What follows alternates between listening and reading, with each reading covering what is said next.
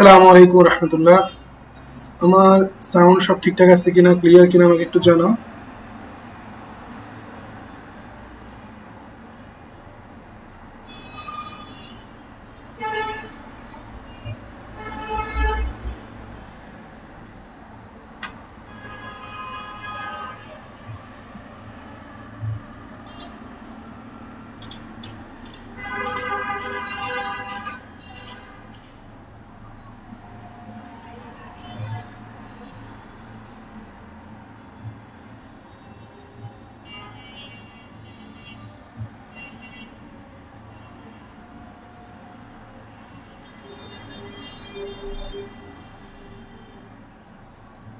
ওয়ালাইকুম আসসালাম রহমতুল্লাহ।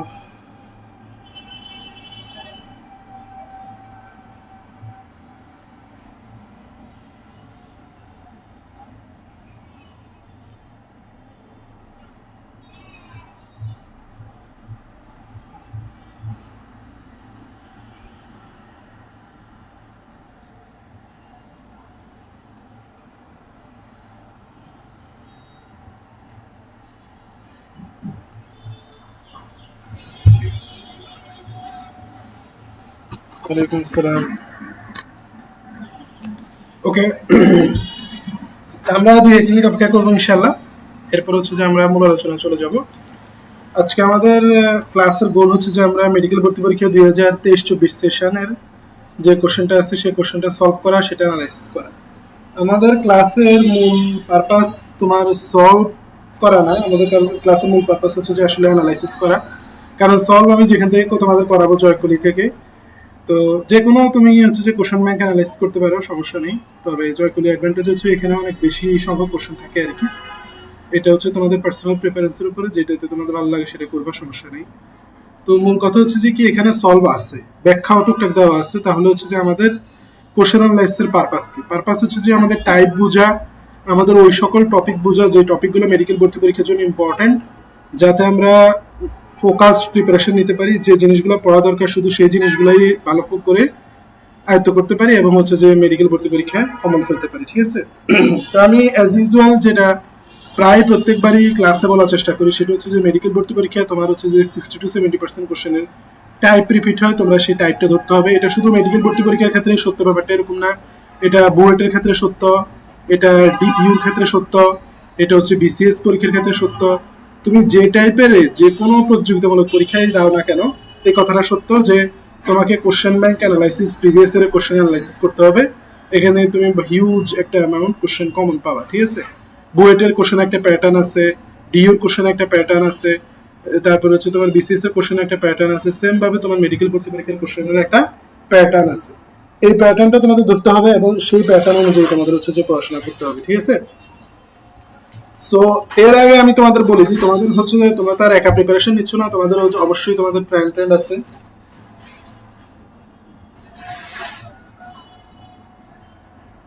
তো তোমরা তোমাদের ফ্রেন্ডদেরকে হচ্ছে যে মেনশন করে দাও, তাহলে তারা হচ্ছে ক্লাসটা দেখবে, ক্লাস দেখে উপকৃত হবে এবং কোশ্চেন মেডিকেল ভর্তি পরীক্ষার কোশ্চেন কিভাবে অ্যানালাইসিস করতে হয় সেটা জানবে। তোমাদের ফ্রেন্ডদেরকে ক্লাসে মেনশন করে দাও। তোমাদের কোনো প্রাইভেট গ্রুপ টুপ থাকলে সেখানে শেয়ার করে দাও, যাতে হচ্ছে যে ওরা উপকৃত হয়। হ্যাঁ, তো আমরা ক্লাসে চলে যাই, ঠিক আছে? কি বলো?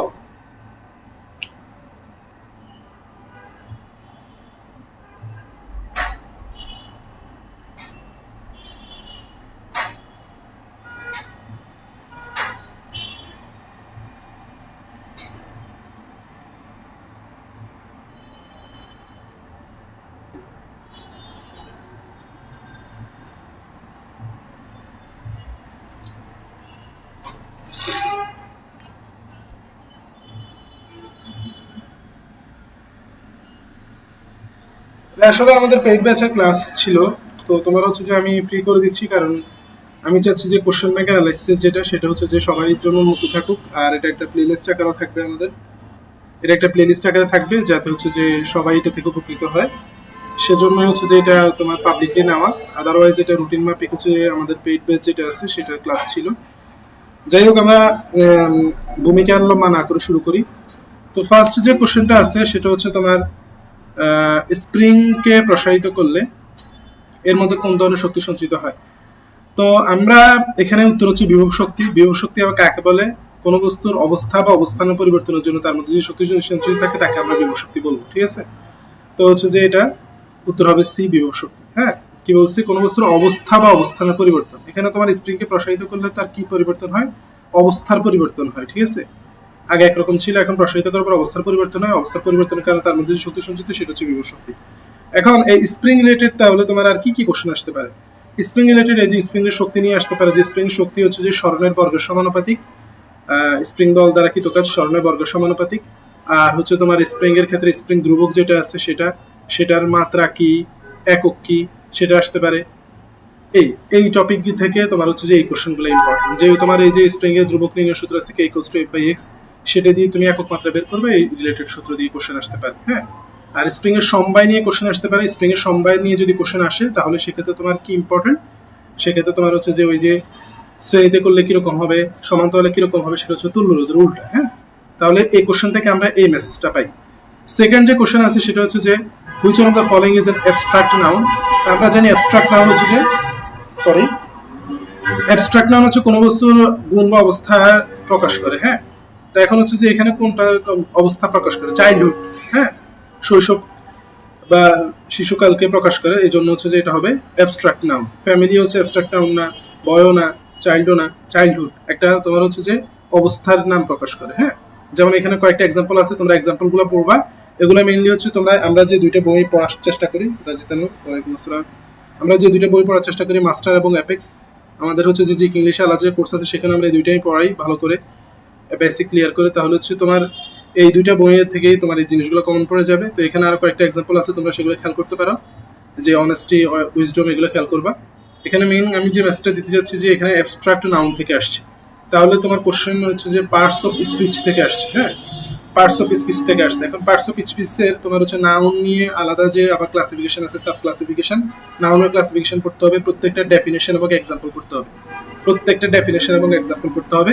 তারপর হচ্ছে তোমার প্রোনাউনের ডেফিনেশন, প্রোনাউনের যে টাইপসগুলো আছে প্রত্যেকটা টাইপসের এক্সাম্পল পড়তে হবে, ঠিক আছে?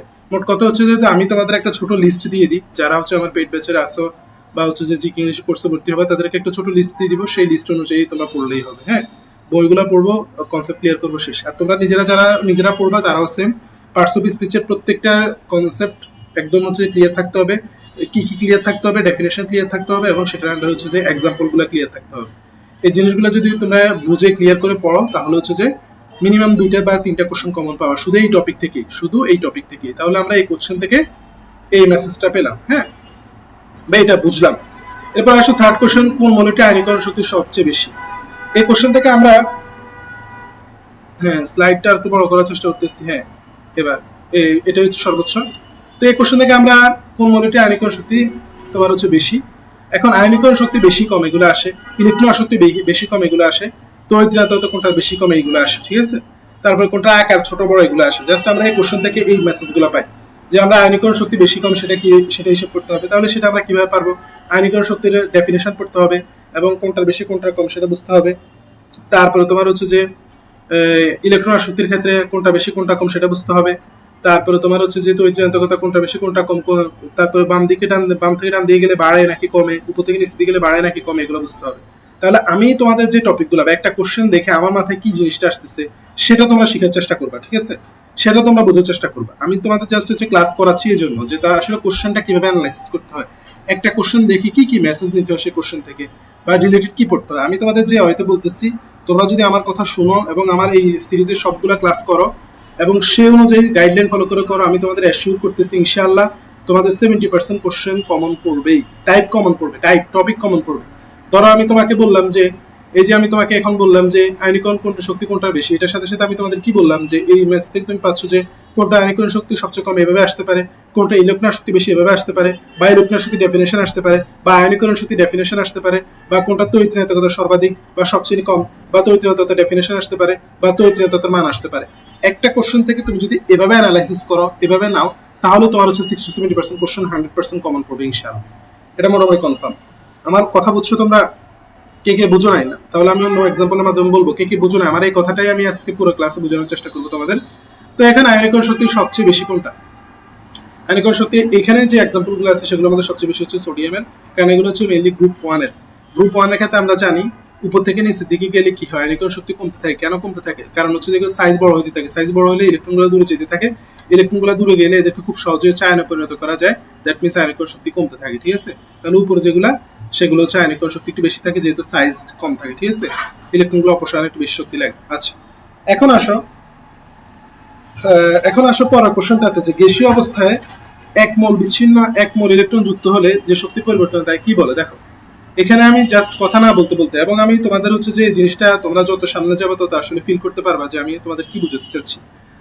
যেমন দেখো, এখানে আয়নীকরণ শক্তি রিলেটেড বা ইলেকট্রন শক্তি রিলেটেড প্রিভিয়াস তোমার এটা হচ্ছে 23 সালের কোশ্চেন, 22, তারপরে 21, 20, তোমার হচ্ছে যে 19, এভাবে যদি তুমি আস্তে আস্তে পিছনের দিকে যাও তাহলে তুমি দেখবে যে কোনো না কোনো সময় ইলেকট্রন শক্তি আয়নীকরণ শক্তি এগুলো নিয়ে কোশ্চেন আসছে। ওই বছর যদি ওই স্টুডেন্টটা এটা ধরে এই টপিকগুলো ভালো করে পড়ে ফেলতো তাহলে 23-এর এই কোশ্চেনগুলো পারা তার জন্য কোনো ব্যাপারই না। বুঝছো আমার কথা? এখন তাহলে আচ্ছা, আমি তোমাদের একটা জিনিস ক্লিয়ার করি। আমার লাইভ ক্লাসে যারা থাকবে, ক্লাসগুলো রেকর্ডে অনেকে দেখবে, বাট আমি লাইভ ক্লাসে যারা আছে তাদের জন্য বলতেছি, তোমরা রেসপন্স করবা। রেসপন্স করা ছাড়া আসলে ইন্টারেক্টিভ ক্লাস হবে না, এবং তোমাদের হচ্ছে যে যে রিটেন করার যে ক্যাপাবিলিটি, সেই রিটেন করার ক্যাপাবিলিটি অনেক কমে যাবে, এবং হচ্ছে তোমরা খুব কম মনে রাখতে পারবা। তো আমি তোমাদের যদি কোনো কোশ্চেন জিজ্ঞেস করি সেটা আনসার অবশ্যই দেওয়ার চেষ্টা করবা, প্রত্যেকেই পার্টিসিপেট করার চেষ্টা করবা। ঠিক আছে, আমি তোমাদের একটা কোশ্চেন করছিলাম যে আমি তোমাদের যা বুঝাতে চাচ্ছি সেটা তোমরা বুঝছো কিনা, সবাই একটু এটা জানাও যে তোমরা আমি যে জিনিসগুলো তোমাদের বুঝাতে চাচ্ছি সেটা তোমরা বুঝতেছো কিনা, বা তোমাদের অ্যাপ্রোচ কি হবে সেটা বুঝতেছো কিনা। ওকে, তা এখন আসো গ্যাসীয় অবস্থায় এক মোল পরমাণুতে একটি এক মোল ইলেকট্রন যুক্ত হলে যে শক্তি পরিবর্তন হয়। দেখো, একটা হচ্ছে ইলেকট্রন যুক্ত হওয়া বা ইলেকট্রনের প্রতি যে আকর্ষণ সেটা, একটা হচ্ছে ইলেকট্রনকে ত্যাগ করা, হ্যাঁ, বা ইলেকট্রন অপসারণ। তো ইলেকট্রন যুক্ত হওয়া হচ্ছে ইলেকট্রন কি আসক্তি, ইলেকট্রনের প্রতি যখন আসক্তি থাকবে তখন ইলেকট্রন যুক্ত হবে। তাহলে এক মোল ইলেকট্রন যুক্ত করতে যে পরিমাণ শক্তি প্রয়োজন সেটা হচ্ছে ইলেকট্রন আসক্তি প্রথমে। এখন দ্বিতীয় মোল, যখন এক মোল যুক্ত হয়েছে আবার দ্বিতীয় মোল যুক্ত করতে চাচ্ছে তখন হচ্ছে দ্বিতীয় ইলেকট্রন আসক্তি। ঠিক আছে, আচ্ছা, দুইটারই দ্বিঋণাত্মক আয়নে পরিণত করতে, তাহলে এটা হচ্ছে প্রথম ইলেকট্রন আসক্তি হবে। জাস্ট ডেফিনেশনটা পারলেই তুমি এটা পারতেছো। ঠিক আছে, আচ্ছা, তাহলে এখান থেকে সেম কথা আমি অলরেডি আগে বলে ফেলছি যে ইলেকট্রন আসক্তি, আয়নীকরণ শক্তি, তড়িৎ-ঋণাত্মক, এগুলো ডেফিনেশন পড়তে হবে, কোনটার বেশি কোনটার কম, গ্রুপ ওয়াইজ পর্যায় অনুসারে দুইটাই তোমাদের পারতে হবে। হ্যাঁ, ওকে, ওয়ালাইকুম আসসালাম রহমতুল্লাহ। মাইমুনা, একটু লেট করে ফেলছো, সমস্যা নাই, প্রথমটুকু আবার দেখে নিতে হবে। প্রস্থচ্ছেদের ক্ষেত্রফল দ্বিগুণ করলে রোধের পরিমাণ কি হয়। দেখো, এখন আমাদের সূত্র হচ্ছে এটা, r = rho L divide by A. ঠিক আছে, তাহলে প্রস্থচ্ছেদের ক্ষেত্রফলের সাথে রোধের সম্পর্ক কিরকম, ব্যস্তানুপাতিক। তাহলে দ্বিগুণ করলে অর্ধেক হয়ে যাবে, শেষ। দ্বিগুণ করলে অর্ধেক হয়ে যাবে, কারণ দ্বিগুণ তুমি নিচে দ্বিগুণ করতেছো, দ্বিগুণ মানে 2a করতেছো, তাহলে আলটিমেটলি কি দাঁড়াচ্ছে, হাফ হয়ে যাচ্ছে। হাফ মানে কত, অর্ধেক। ঠিক আছে, তাহলে এখান থেকে আমরা কি কি মেসেজ নিতে পারি, এখান থেকে আমরা ব্রড লাইনে কিছু মেসেজ দিব। ব্রড লাইনে মেসেজ কি নিব, ব্রড লাইনে মেসেজ দিব যে বারবারই যেটা বলতেছি, ফিজিক্সে 20 নম্বরের পরীক্ষা হয়, কয় নম্বর পরীক্ষা হয়, 20 নম্বর পরীক্ষা হয়। তোমরা যদি সুন্দরভাবে সূত্রগুলো ভালো করে বুঝে পারো তাহলে তোমরা 12 থেকে 15 মার্কস পাবা। 12 থেকে 15 মার্কস তোমরা শুধু সূত্র ভালো করে বুঝে পড়ার কারণে পাবা ফিজিক্সের ক্ষেত্রে, 12 থেকে 15 মার্কস। ঠিক আছে, মিনিমাম 10। একদম যদি কেউ কেউ বলে যে না এবার হচ্ছে যে বেশি থিওরিটিক্যাল আসছে, তাও তোমরা 10 পাবা মিনিমাম, যদি তোমরা সূত্রগুলো বুঝে পড়ো। আর কোন বার 15 পেয়ে যেতে পারো, যেবার হচ্ছে যে তোমার সূত্র রিলেটেড কোশ্চেন বেশি আসে, আর গড়ে এটা। তাহলে তোমাদের সূত্রগুলা প্রত্যেকটা চ্যাপ্টার প্রত্যেকটা সূত্র ভালো করে বুঝে পড়তে হবে। হ্যাঁ, তা আমরা আমাদের যে পেইড ব্যাচ আছে আমরা চেষ্টা করি স্টুডেন্টদেরকে হচ্ছে যে এই জিনিসটাই করানোর জন্য। আর আমাদের ফ্রিতে অনেকগুলো ক্লাস থাকবে, যাদের প্রবলেম আছে তারা ফ্রিতে ক্লাস করবে, যাদের সামর্থ্য আছে তারা হচ্ছে যে পেইড ব্যাচে জয়েন হয়ে যাবে A to Z আমাদের সাথে প্রিপারেশন নেওয়ার জন্য। আচ্ছা, তো মূল কথা এটাই, মূল কথা হচ্ছে যে তোমার বেসিক কনসেপ্ট ক্লিয়ার থাকতে হবে। কেউ যদি নিজে নিজে পড়ে বুঝে বা হচ্ছে যে কয়েকটা প্ল্যাটফর্ম যুক্ত আছে তাদের ক্ষেত্রে হচ্ছে হিসাব আলাদা। আর তবে মোট কথা হচ্ছে কি, আলটিমেটলি বুঝতে হবে জিনিসগুলো, কনসেপ্টগুলো তোমাদের কাছে ক্লিয়ার থাকতে হবে, ক্লিয়ার থাকলে তোমরা পারবা। হ্যাঁ, তো এটা গেল। তাহলে এখান থেকে আবার এই সূত্র থেকে নিয়ে কথা বলা যায়। এই সূত্রে তোমার হচ্ছে যে রো এর সাথে আর এর সম্পর্ক, রো এর সাথে এল এর সম্পর্ক, তারপরে হচ্ছে যে আর এর সাথে এল এর সম্পর্ক, আর এর সাথে এর সম্পর্ক, এভাবে বিভিন্নভাবে আসতে পারে। ঠিক আছে, আচ্ছা, এবং প্রত্যেক চ্যাপ্টার সূত্রগুলো তোমরা খেয়াল করবে, যেটা অলরেডি বলছি। এ দেখো, কোন মৌলিক বলের কারণে নিউট্রিন এবং বিটা কণা নির্গত হয়। ঠিক আছে, এটা হচ্ছে দুর্বল নিউক্লিয় বল। এটা থেকে কোশ্চেন আসেই আসে, মৌলিক বলগুলো থেকে। মৌলিক বলের কোনটার বাহক কণা কি, কোনটার কাজ কি, তারপরে তোমার হচ্ছে যে কোনটার পাল্লা কতটুকু, মৌলিক বল বা নিচের কোনটি মৌলিক বল বা মৌলিক বল নয়, এরকম কোশ্চেন অহরহ আসে। মানে মৌলিক বল এই যে তোমার ফিজিক্সের নিউটনীয় বলবিদ্যার মধ্যে আছে, আরো কয়েকটা চ্যাপ্টারও আছে, 2 পেজ। এই 2 পেজ তোমার জন্য খুব বেশি ইম্পর্টেন্ট। এই 2 পেজ তুমি যদি ভালো করে পড়ো তাহলে এখান থেকে একটা কোশ্চেন মোটামুটি কমন পেয়ে যাওয়ার পসিবিলিটি হাই। কি কি করতে বলছি? মৌলিক বলগুলা পাল্লা, মৌলিক বলগুলার হচ্ছে আপেক্ষিক সবলতা, মৌলিক বলগুলা কি কি কণা নির্গমন করে, মৌলিক বলগুলা বাহক কণা কি, এই জিনিসগুলা বা মৌলিক বলগুলা কি কি, ওভারঅল দুই আড়াই পেজ তুমি খুব ভালো করে পড়লে একটা কোশ্চেন কমন পেয়ে যাবে। আর এই যে জিনিসগুলা কিভাবে বুঝবে তুমি, একটা চ্যাপ্টার যে এভাবে তোমার পোস্ট মর্টেম করা, মানে হচ্ছে একদম কেটে কেটে কেটে কেটে ডায়াগনোসিস করা বা একদম এটাকে একদম ইয়া করা আর কি, ব্যাখ্যা করা বা হচ্ছে যে ভালো করে জিনিসগুলো অ্যানালাইসিস করা, অ্যানালাইসিস করা। অ্যানালাইসিস করলে তোমার প্রিপারেশন হয় ফোকাসড এবং তুমি অল্প পরিশ্রমে বেশি ভালো আউটপুট আনতে পারবে। ঠিক আছে? যেমন আমি যদি আমার কথা বলি, আমি যখন মেডিকেল ভর্তি পরীক্ষা প্রিপারেশন শুরু করছিলাম তখন আমি 7-8 দিনের মতো হচ্ছে যে টাইম নিয়েছি শুধু হচ্ছে বই দাগানো, তারপর হচ্ছে কোশ্চেন অ্যানালাইসিস করা, এই জিনিসগুলোর পিছনে আমি প্রিপারেশন নিয়েছিলাম তোমার হচ্ছে যে অল্প সময়। এটা এগুলো বলে লাভ নাই, অনেক এর থেকে কম প্রিপারেশন নিয়েও চান্স পেয়ে গেছে, এটা মানে আমারই কিছু না। বেসিক ক্লিয়ার থাকলে অল্প সময় প্রিপারেশন নিলে হয়ে যায়। তারপরে আমি তোমাদের বোঝানোর জন্য বলতেছি, আমি প্রায় 1 মাস 19 দিনের মতো প্রিপারেশন নিয়েছিলাম তোমার। তো সেটার মধ্যে তোমার হচ্ছে যে বড় একটা অংশ দেখো 8-10 দিনের মতো আমি জাস্ট কোশ্চেন অ্যানালাইসিস, বইটই দাগানো, কি কি পড়বো না পড়বো প্ল্যানিং করতে করতে লাগাই দিচ্ছি। ঠিক আছে? এত অল্প সময়ের মধ্যেও। তো এটা তোমাদের মানে মাথায় রাখতে হবে যে এই জিনিসগুলো খুব বেশি গুরুত্বপূর্ণ। হ্যাঁ, অল্প সময় থাকলেও তোমাকে এই কাজটা করতে হবে, তোমাদের যেহেতু সময় আছে তাহলে অবশ্যই করতে হবে। এবার আসো, এটা 18 ডিগ্রি সেলসিয়াস তাপমাত্রা 0.8 এটিএম চাপে একটি গ্যাসের ঘনত্ব এত হইলে এর আণবিক ভর কত? হ্যাঁ, তা আণবিক ভর তোমরা এটা দিয়ে বের করে ফেলতে পারবে। এটা কোথা থেকে আসছে সেটা আমরা যাইতে পারি, যদিও আমার যাওয়ার কোনো আপাতত কোনো প্ল্যান নাই। তারপর আমি তোমাদের এই সূত্রটা জাস্ট দেখিয়ে দিচ্ছি। এটা হচ্ছে পি ইকুয়ালস টু এনআরটি থেকে আসছে, পি ইকুয়ালস টু এনআরটি। হ্যাঁ,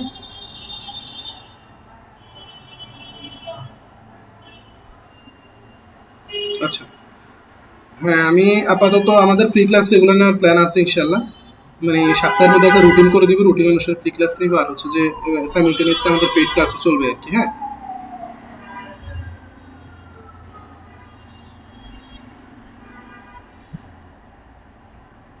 এখানে বিটা পাশে নিয়ে আসলে ভাগ হয়ে যাবে, তাহলে এম এ পাশে গুণ আছে, এই পাশে দিয়ে দিব। হ্যাঁ, ওয়ালাইকুম আসসালাম ওয়া রাহমাতুল্লাহ।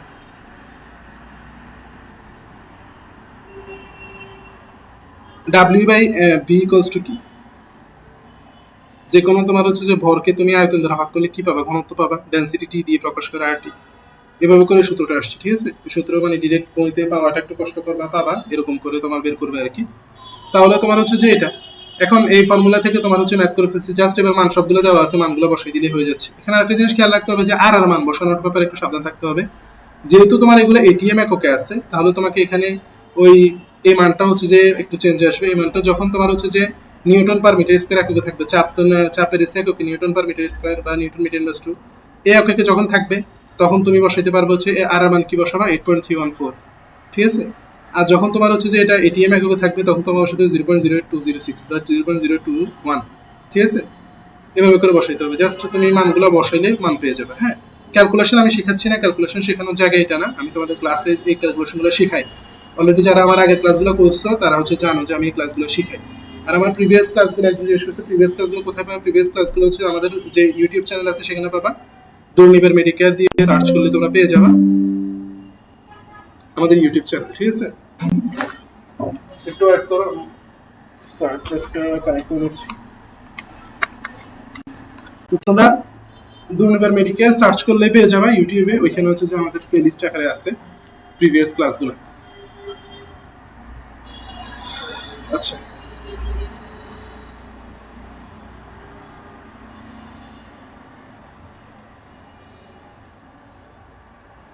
ওকে, রাইবোজ।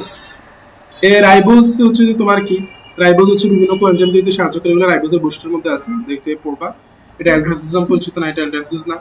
তারপরে তোমার হচ্ছে যে এটা 60 ডিগ্রি সেলসিয়াস তাপমাত্রা গলে, এটা 75 ডিগ্রি সেলসিয়াস তাপমাত্রা গলে, এগুলো ভুল তথ্য। রাইবোজ হচ্ছে তোমার আরএনএ এর মূল উপাদান। হ্যাঁ, আরএনএ এর মধ্যে থাকে, ডিএনএ এর মধ্যে থাকে ডিঅক্সিরাইবোজ, তাহলে এটাই হচ্ছে সঠিক উত্তর। এখন আমি হচ্ছে যে একটা জিনিস তোমাদের ক্লিয়ার করি, তোমরা হচ্ছে যে আমার ক্লাস করতেছো, তো অবশ্যই তোমাদের আমি হচ্ছে যে একদম অপটিমাম হচ্ছে গাইডেন্সটা দিতে হবে বা অপটিমাম সাজেশনটা দিতে হবে। সেটা আমি তোমাদের বলবো যে বায়োলজির ক্ষেত্রে তোমাদের অ্যাপ্রোচ কি হবে, এটা আমি বায়োলজি আলাদা গাইডলাইন সেশন যেটা হবে সেটা তো বলবো।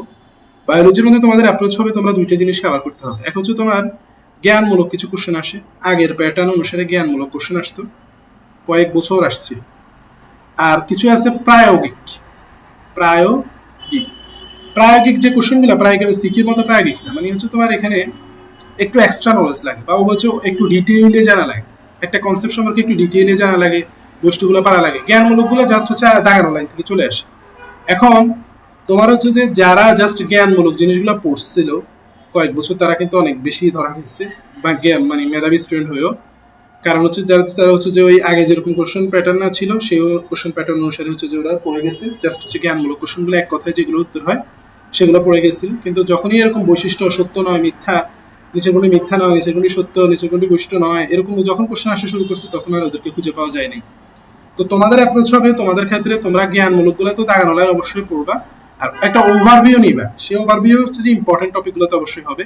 মানে তুমি জাস্ট যেমন ডেঙ্গু তুমি পড়তেছো, ডেঙ্গু সম্পর্কে ডিটেইলি একটু পড়ো, এ টু জেড জানো কোন অর্গানিজম দিয়ে হয়, তারপরে তোমার হচ্ছে কে করে, হ্যাঁ, তাই সেটা বাহক কি, সেটা কোন পানিতে থাকে, কখন কামড়ায়, তারপরে সেটা লক্ষণগুলো কি কি আসবে, হ্যাঁ, একটু ডিটেইলে জানার চেষ্টা করবা। যে টপিকে পড়বে একটু ডিটেইলে জানার চেষ্টা করবা, মানে ওভারঅল একটা আইডিয়া রাখার চেষ্টা করবা, জাস্ট জ্ঞানমূলক পড়বা না। আর এই জিনিসগুলো আসলে কিভাবে জানেন, যে দেখো আমি যে বলছি কিছু সঙ্গে স্টুডেন্ট তো ভুল করে নাই, কেউ কেউ ভুল করে ফেলছে, কিছু সঙ্গে স্টুডেন্ট ভুল করে নাই। কারা ভুল করে নাই? যারা অনেকগুলা ইয়ারের কোশ্চেন সলভ করছে। যেমন এই বছরে এই যে তোমার 23-24 এই টাইপের কিছু কোশ্চেন আসছে, হ্যাঁ, 22-23-24 তোমার সত্যমিথ্যা টাইপ কিছু কোশ্চেন আসছে, এর আগে কম আসছে। এখন এই কোশ্চেনের প্যাটার্ন যেটা তোমার এরকম সত্য মিথ্যা বা বস্তু রিলেটেড, এগুলো কিন্তু 2012, 13, 10, 11 এরকম যখন তুমি এই টাইপের এই ইয়ারের কোশ্চেনগুলো দেখবা, তখন দেখবা যে এই টাইপের কোশ্চেন কিন্তু তখন আসছে। তো যারা প্রিভিয়াস মিনিমাম 10-15 বছর কোশ্চেন সলভ করছে, তারা কিন্তু জানতো যে কোশ্চেন এই টাইপও আসতে পারে। তারা মোটামুটি সেটার জন্য প্রিপেয়ার ছিল এবং তারা পারছে। ঠিক আছে, যারা এটার জন্য প্রিপেয়ার ছিল না তারা পারে নাই আর কি। হ্যাঁ, বুঝছো তোমরা? কথা বুঝতেছো আমার? রেসপন্স করো। সবচেয়ে বেশি খাদ্যসার কোথায় শোষিত, এটা নিয়ে অনেক কনফিউশন, তবে সব কনফিউশনের শেষ কথা হচ্ছে যে এটা জেজুনাম। জেজুনামি উত্তর হবে। সবচেয়ে বেশি খাদ্যসার শোষিত হয় জেজুনামে। হ্যাঁ, আমরা জানি হচ্ছে যে আমাদের ক্ষুদ্রান্তের 3টে পার্ট, ডিউডেনাম, জেজুনাম, ইলিয়াম। সেখানে জেজুনামের মধ্যে সবচেয়ে বেশি খাদ্যসার শোষিত হয়। হ্যাঁ, তো এটা থেকে তুমি হচ্ছে যে কি মেসেজ দিবা, এটা থেকে মেসেজ দিবা যে তোমার ক্ষুদ্রান্ত, তারপরে বৃহদান্ত, এগুলোর প্রত্যেকটা কোনটা কি অংশ আছে, কোথায় কোনটা বেশি শোষিত হয়, কম শোষিত হয়, কোনটার স্পেশালিটি কি, কোনটার লেন্থ কত, এই জিনিসগুলো তোমাকে পড়তে হবে। ঠিক আছে, এটা তুমি হচ্ছে এটা থেকে মেসেজটা নিতে পারো। তারপর সূর্যের মধ্যে ফিউশন বিক্রি হাইড্রোজেন থেকে কোনটি তৈরি হয়, এটা হচ্ছে যে মানে তোমার বেসিক একটা জিনিস, এটা দাগানো লাইনের মধ্যে পেয়ে যাবে তোমরা। জাস্ট হচ্ছে যে ওইটা পড়লেই চলবে, যে ফিউশন বিক্রিয়া যেটা, সেটা হচ্ছে দুইটা হাইড্রোজেন মিলে একটা হিলিয়াম তৈরি করে। এটা বইতে আছে। শক্তি কতটুকু উৎপন্ন হয়, এই বিক্রিয়াটা কোথায় হয়, কিভাবে হয়, এগুলো একটু জানলেই চলবে। তারপর হচ্ছে নিচের কোনটি অন্তরক, এটা তোমার ঘুরে ফিরে তোমার কয়েক বছর পর পরই আসে। কোনোবার আসে কোন কোনটি পরিবাহী, কোনোবার আসে নিচে কোনটি অর্ধপরিবাহী, বা কোনোবার আসে নিচে কোনটি সেমিকন্ডাক্টর, বা কোনোটা আছে নিচে কোনটি মুক্ত ইলেকট্রন থাকে না। মানে রিলেটেড এই জাস্ট কি টপিক থাকে, পরিবাহী, অপরিবাহী এবং হচ্ছে অর্ধপরিবাহী, এগুলো থেকে প্রায় তোমার ঘুরে ফিরে কোশ্চেন আসে। এগুলো এক্সাম্পল, তাহলে এগুলো এক্সাম্পল গুলো খুব বেশি গুরুত্বপূর্ণ পড়তে হবে। হ্যাঁ, যেমন এখানে অন্তরক হচ্ছে সিরামিক। এবার আসো পরের কোশ্চেনে। তোমার হচ্ছে যে গণ অভ্যুত্থান দিবস কোনটা? তো গণ অভ্যুত্থান দিবস হচ্ছে যে 1969 সালে 24শে জানুয়ারি পুলিশগুলিতে ছাত্রমতি রমন শহীদ হয়েছে, সেটার উপর ভিত্তি করে এটাকে গণ অভ্যুত্থান দিবস বলা হয়। 24 জানুয়ারি, এটা মনে রাখবা, 24 জানুয়ারি। আচ্ছা, এরপরে আসো আমাদের এই ম্যাথ, এই রিলেটেড ম্যাথ যে কতবার আসছে, মানে তোমরা আসলে মানে গুণ শেষ করতে পারবে না, এত বেশিবার আসছে এই রিলেটেড ম্যাথ গুলা। এই তোমার হচ্ছে যে কত গ্রাম, মানে ডাব্লিউ বের করা। তো আমি এখানে যে ফর্মুলা দিয়ে করি সেটা হচ্ছে সিও দিতে পারে, এসও দিতে পারে, দুইটা দ্বারা কনসেন্ট্রেশন বোঝায় 1000 W ডিভাইড বাই এমবি। হ্যাঁ, তো এখানে তোমার হচ্ছে যে 1000 W আমরা কখন ইউজ করবো, যখন ভলিউম মিলিলিটার একক থাকবে, এখানে মিলিলিটার এককেই আছে। তো এটাকে তুমি যদি ক্রস গুণ করো তাহলে হয়ে যাবে সিএমবি, আর এখানে 1000 গুণ অবস্থা আসে, পাশে আসলে ভাগ হয়ে যাবে, divide by 1000 equals to W. আমাদের ডাব্লিউ বের করতে বলছে, তাহলে W equals to CMB. C এর মান কত এখানে 0.1, 0.1 দাও। এম এর মান হচ্ছে যে এখানে সোডিয়াম কার্বনেট হচ্ছে 106। আমি তোমাদের ম্যাথগুলো ডিটেইলে করাবো, এখন আমি হচ্ছে একটু র্যাপিডলি চলে যাচ্ছি। এগুলো ক্যালকুলেশন করলে কিভাবে ক্যালকুলেশন করবে, এগুলো এখন আমাদের ক্লাস আছে, ক্লাসে আমরা সেগুলো শিখবো। হ্যাঁ, এখানে আমরা ক্যালকুলেশন করতে আসলে আমরা কোশ্চেন অ্যানালাইসিস করতে আসছি। তো দেখো এই যে কোশ্চেনটা তুমি মেসেজ দিতে পারে, তোমাকে কখনো ডাব্লিউ জিজ্ঞেস করতে পারে, কখনো বি জিজ্ঞেস করতে পারে, কখনো এম জিজ্ঞেস করতে পারে, কখনো সি জিজ্ঞেস করতে পারে। মানে এই যে ঘনমাত্রা রিলেটেড টপিক, যেটা খুব বেশি গুরুত্বপূর্ণ, ঘনমাত্রা রিলেটেড টপিকটা খুব বেশি গুরুত্বপূর্ণ তোমাদের জন্য। হ্যাঁ, আচ্ছা,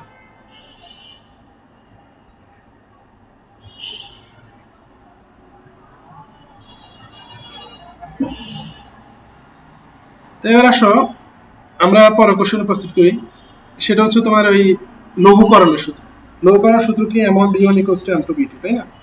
m1 b1 equals to m2 b2।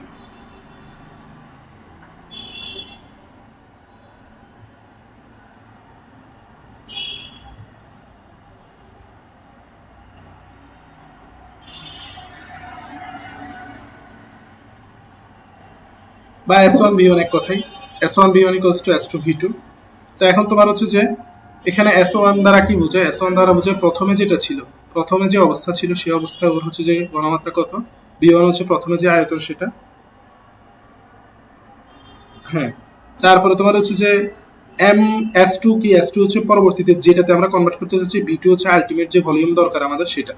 তো এখন ডেসিমিটার মানে কি 0.1, তো আমাদের S1 হচ্ছে যে 0.25, V1 হচ্ছে 20 সেন্টিমিটার কিউব, মনে রাখবে 1 centimetre cube equals to 1 millilitre, এটা মনে রাখবে 1 centimetre cube equals to 1 millilitre, 1 centimetre cube equals to 1 millilitre, এটা মাথায় রাখবে। তাহলে তোমার হচ্ছে যে এত মিলিলিটার ইন্টু এত ডিভাইড বাই 0.1 দিলে তুমি পেয়ে যাবে। ম্যাথ আমি এখন করাচ্ছি না। এরপরে তোমার হচ্ছে যে আলটিমেট ভলিউম V2 লাগবে হচ্ছে 50, আগে থেকে আছে কত 20, তাহলে এক্সট্রা কতটুকু অ্যাড করতে হবে সেটা জিজ্ঞেস করছে, কতটুকু পানি যোগ করতে হবে। আগে এখন না আমার লাগবে 50, আগে থেকেই তো 20 আছে, তাহলে এক্সট্রা আমাকে কতটুকু অ্যাড করতে হবে, 30 মিলিলিটার অ্যাড করতে হবে, 30 সেন্টিমিটার কিউব। ম্যাথগুলো আমি করাবো, আমি জাস্ট হচ্ছে এই এখান থেকে তুমি কি ম্যাথ নিতে পারো, এই রিলেটেড ম্যাথ আসতে পারে, যে তোমার লৌহকরণ রিলেটেড, লৌহকরণ রিলেটেড ম্যাথ আসতে পারে। তারপর হচ্ছে তোমার কোনটা কি পরিমাণ উৎপন্ন হবে, জারকের পরিমাণ, বিজারকের পরিমাণ, পরিমাণ কোথা থেকে ম্যাথগুলো আসবে আমি তোমাদের করাবো। জাস্ট ম্যাথ আসবে, এরকম সিম্পল ম্যাথ আসতে পারে, এটা শুধু মাথায় রাখবে। এরপরে আরেকটা কোশ্চেন আমার পেয়ে গেছি, দেখো ওই যে কলেরা বিষয় কোনটি সঠিক, ওই আবার তোমার হচ্ছে প্রায়োগিক কোশ্চেনগুলা একটু ডিটেইলে জানতে হবে, এই টাইপ কোশ্চেন। তো তোমার হচ্ছে যে কলেরা বিষয় কোনটি সঠিক, এটা হচ্ছে একটা গ্রাম নেগেটিভ ব্যাকটেরিয়া, ভিভিও কলেরি দ্বারা হয়, ঠিক আছে, ভিভিও কলেরি দ্বারা হয় এটা। তো এখন এটা তোমার এই তথ্যগুলো কিন্তু বইতে আছে, তবে এগুলো একটা বই না, মাল্টিপল বই লাগবে। এই জন্য তোমাদের হয় তোমরা নিজেরাই খুঁজে খুঁজে পড়তে হবে, অথবা এমন জায়গায় পড়তে হবে যেখানে হচ্ছে তোমার সবগুলা বই কাভার করে দেয়, বা হচ্ছে যে একটা বই কাভার করে বাকিগুলো এক্সট্রা ইনফোগুলো দিয়ে দেয়, বা এক্সট্রা ইনফোগুলো পড়াই দেয়। মানে জাস্ট তোমার প্ল্যাটফর্মটা যাতে এর ব্যাপারে কনসার্ন হয়, ঠিক আছে। যেমন আমরা এটা চেষ্টা করি আমাদের প্রাইভেট ব্যাচে যারা আছে তাদেরকে আমরা হচ্ছে যে একটা চ্যাপ্টার পড়াই, সেগুলো হচ্ছে যে এক্সট্রা ইনফো যেগুলো সেগুলো পিডিএফ দিয়ে দিব, সেগুলো ক্লাসে যতটুকু প্রয়োজন, যেটা যেটা প্রয়োজন সেগুলো আলোচনা করে দিব, হ্যাঁ, এটা আমাদের প্ল্যান আছে। আচ্ছা, তো এখন যাতে এগুলো মিস না যায়, তো এখান থেকে কোশ্চেন মানে কথা এটাই যে তোমরা যে কোনো একটা topic, cholera, malaria, otitis media, তারপরে তোমার হচ্ছে সাইনোসাইটিস, যেটাই তোমরা পড়ো সেটা হচ্ছে যে একটু ডিটেইলে পড়বা, সেটা ভাইরাস দিয়ে হয় নাকি ব্যাকটেরিয়া দিয়ে হয়, সে ব্যাকটেরিয়াটা হইলে ব্যাকটেরিয়া কি ধরনের ব্যাকটেরিয়া, ভাইরাস হইলে সেটা কি ডিএনএ ভাইরাস নাকি আরএনএ ভাইরাস, তারপর সেটা শেপ কিরকম, এরকম সবকিছু সম্পর্কে একটু আইডিয়া রাখা লাগবে, ঠিক আছে। এরপর হচ্ছে বায়ুতে হাইড্রোজেন সালফাইড কত ppm মানুষের জন্য প্রাণঘাতী, এটা হচ্ছে প্রাণী পরিবেশ রসায়ন যেটা আছে সেটা একটা চার্ট আছে, এরকম চার্টগুলো তোমাকে পড়তে হবে। পরিবেশ রসায়নে এই চার্টটা কোনটা মানে প্রাণঘাতী মাত্রা কতটুকু, আর্সেনিক কতটুকু মানে নিরাপদ, কতটুকু থাকলে এটা ক্ষতিকর। তারপরে তোমার হচ্ছে যে দেখবা যে ওই যে আমাদের গ্লোবাল ওয়ার্মিং এর জন্য দায়ী যে গ্যাসগুলো আছে সেগুলো কোনটা পার্সেন্টেজ কত, সেটাও কিন্তু একটা চার্টের মধ্যে আছে, এটাও হচ্ছে তোমার পরিবেশ রসায়নের মধ্যে আছে। তাহলে এই চার্টগুলোর মানগুলো মুখস্থ করতে হবে, হ্যাঁ। এটা আমি তোমাদের ক্লাসে দেখাই দিব যে কোনগুলো পড়বা কোনগুলো পড়বা না, এই কোশ্চেন দিয়ে তুমি এই মেসেজটা নিবে। আর দেখো এই জিনিসগুলো যখন তোমার বদ্ধমূল হয়ে যাবে, ক্লাসে যদি টিচার বলে যে তোমার হচ্ছে যে এটা ইম্পর্টেন্ট, এটা ইম্পর্টেন্ট, আমরা শুধু গুরুত্ব দিই না, আমরা ভাবি যে টিচার তো সবকিছু ইম্পর্টেন্ট বলে, কিন্তু তোমার কাছে যখন প্রুফ অফ কনসেপ্ট আছে, তুমি যখন দেখছো যে এই রিলেটেড একটা কোশ্চেন মেডিকেল ভর্তি পরীক্ষা চলে আসছে, তখন কিন্তু এটা তোমার মনের মধ্যে একটা এফেক্ট ফেলে, হ্যাঁ। তখন তোমার মনে হয় না আসলে এটা ইম্পর্টেন্ট, এটা আমাকে পড়তে হবে, ঠিক আছে। আদারওয়াইজ তুমি এই যে এত বড় একটা চার্টার এতগুলো মান মুখস্থ করে এগুলো কিন্তু তুমি মোটিভেশন পাবা না, ঠিক আছে। তখন কখন মোটিভেশন পাবা, যখন তুমি হচ্ছে যে এই রিলেটেড কোশ্চেনগুলো করবে। আচ্ছা, আমার এখানে আমি যেটা দেখতেছি আমার প্রাইভেট ব্যাচে যারা আছে তারা সবাই কিন্তু ক্লাসে নাই। এখন এখন কারেন্টলি কারা ক্লাসে আছে একটু কমেন্ট করো, আমাকে জানাও কারেন্টলি কারা ক্লাসে আছে।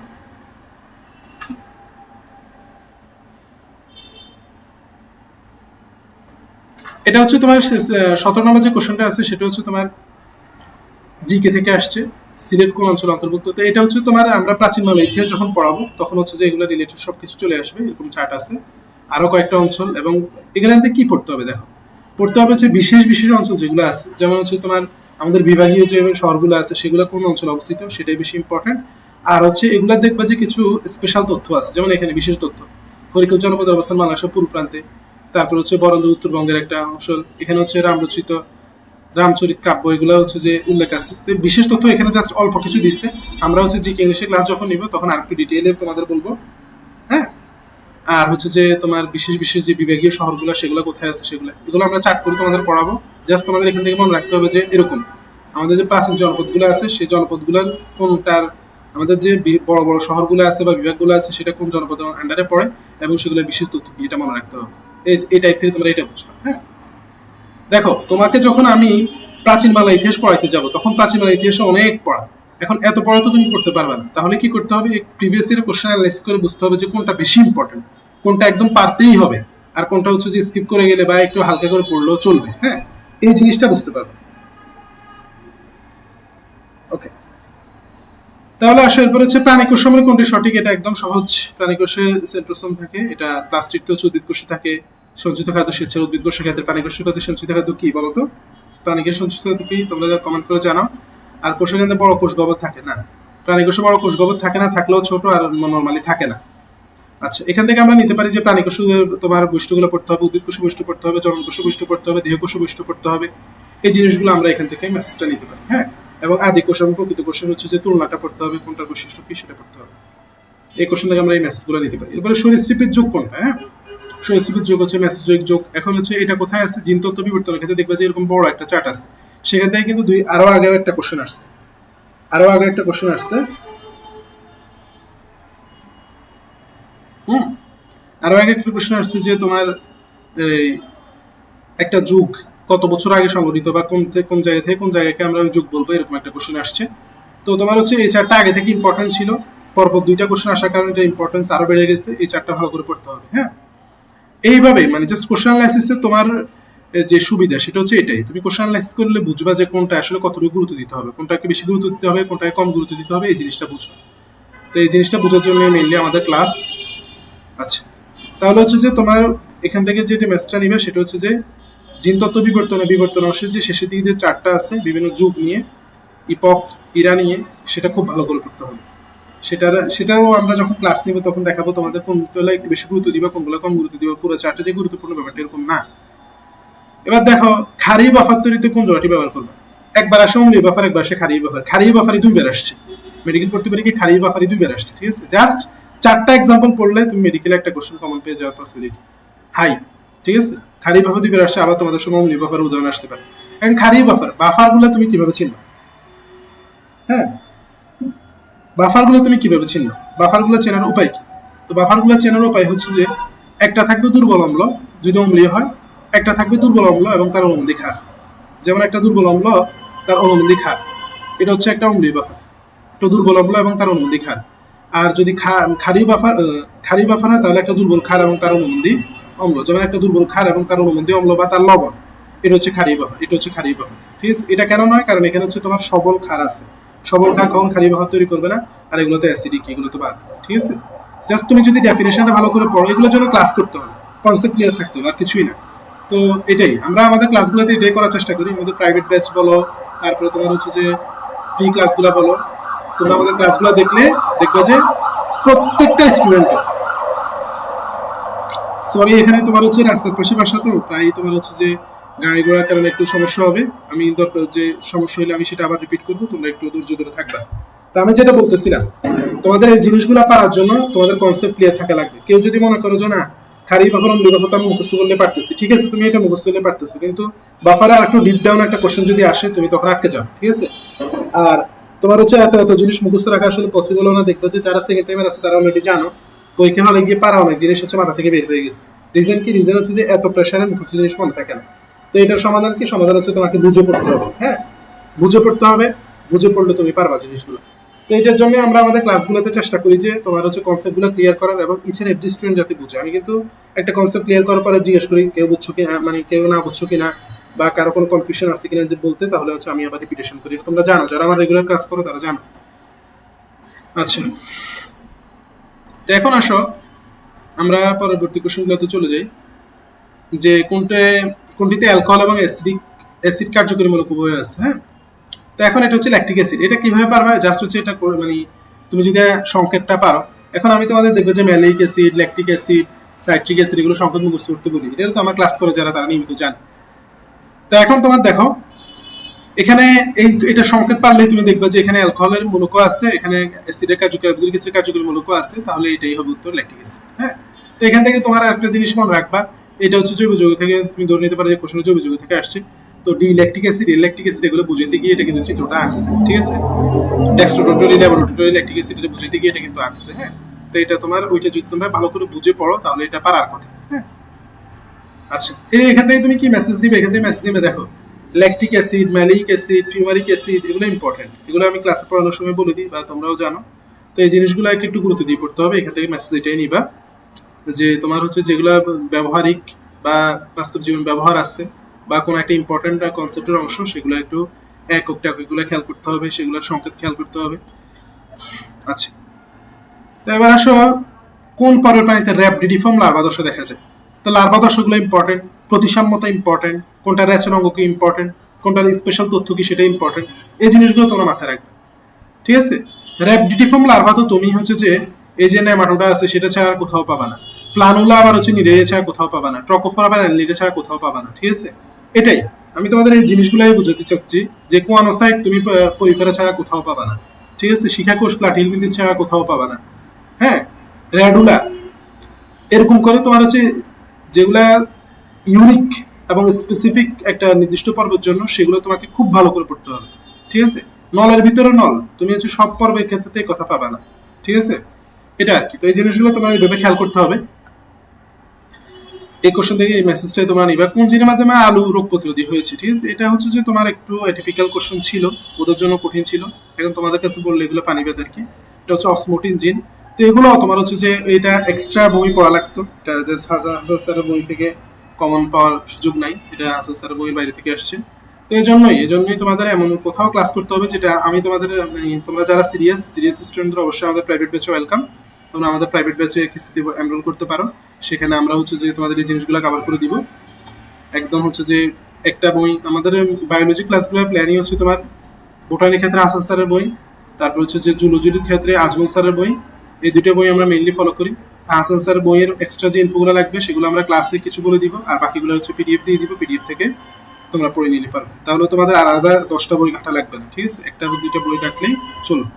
এটাই হচ্ছে আমাদের বায়োলজির মেইন স্পেশালিটি আর কি। হ্যাঁ, আমরা ক্লাসে আর একটা স্পেশালিটি হচ্ছে যে আমরা জাস্ট নেমোনিক দিয়ে পড়াই না, আমরা বেসিক কনসেপ্ট ক্লিয়ার করে পড়াই। এটা আমাদের ক্লাসগুলো যারা করবা, আমাদের সামনে হচ্ছে যে তোমাদের ফ্রি সিরিজ আসতেছে, তোমরা সেই ক্লাসগুলোতে জিনিসগুলো দেখবে। আর এখান থেকে দেখো আমাদের কাছে পড়তে হবে ব্যাপারটা এরকম না, মানে তোমরা আসলে কিভাবে পড়বা সেই জিনিসটা বুঝে যাও, তাহলে সাকসেসফুল হয়ে যাবে শেষ। ঠিক আছে, যার যেখানে ভালো লাগে, না পড়েও হচ্ছে যে ভালো করা যায়। আমি হচ্ছে যে কত প্ল্যাটফর্ম পড়ি নেই, তাহলে আমার হচ্ছে যে ভালো রেজাল্ট আটকে থেকে নাই। ঠিক আছে, আলহামদুলিল্লাহ, আল্লাহ সাহায্য করছে, হয়ে গেছে শেষ। এখন সেরকম না পড়েও ভালো করা যায়, এটাও কথা। যাদের প্রয়োজন তারা পড়বে, যাদের প্রয়োজন নেই তারা পড়বে না, শেষ। কিন্তু যে জিনিসগুলো বলতেছি যে এটা পড়তে হবে, এটা তোমাকে কমপ্লিট করতে হবে, এটা হচ্ছে মেইন মানে কথা। যে যে এটা বলছে কমপ্লিট করতে, এটা কমপ্লিট করতে হবে, বা এটা আসছে এটা কমপ্লিট করতে হবে, এটা হচ্ছে মেইন কথা। এবার আসো, এটা হচ্ছে জিকে কোশ্চেন। বাংলাদেশের প্রথম সার্চ ইঞ্জিন কি? এটা সবাই জানো, পিপিলিকা। তাহলে এই রিলেটেড বাংলাদেশের প্রথম শেষ প্রযুক্তি রিলেটেড, তারপর হচ্ছে বাংলাদেশ রিলেটেড যে কোনো জিনিস ইম্পর্টেন্ট। হ্যাঁ, এটা হচ্ছে প্রযুক্তি রিলেটেড আর কি। খেলাধুলা নিয়ে আসতে পারে, প্রযুক্তি নিয়ে আসতে পারে, শিক্ষা নিয়ে আসতে পারে, তারপর হচ্ছে যে তোমার এই রিলেটেড আর কি। কোনো আবিষ্কার নিয়ে আসতে পারে, বাংলাদেশিদের কোনো অর্জন নিয়ে আসতে পারে, এরকম।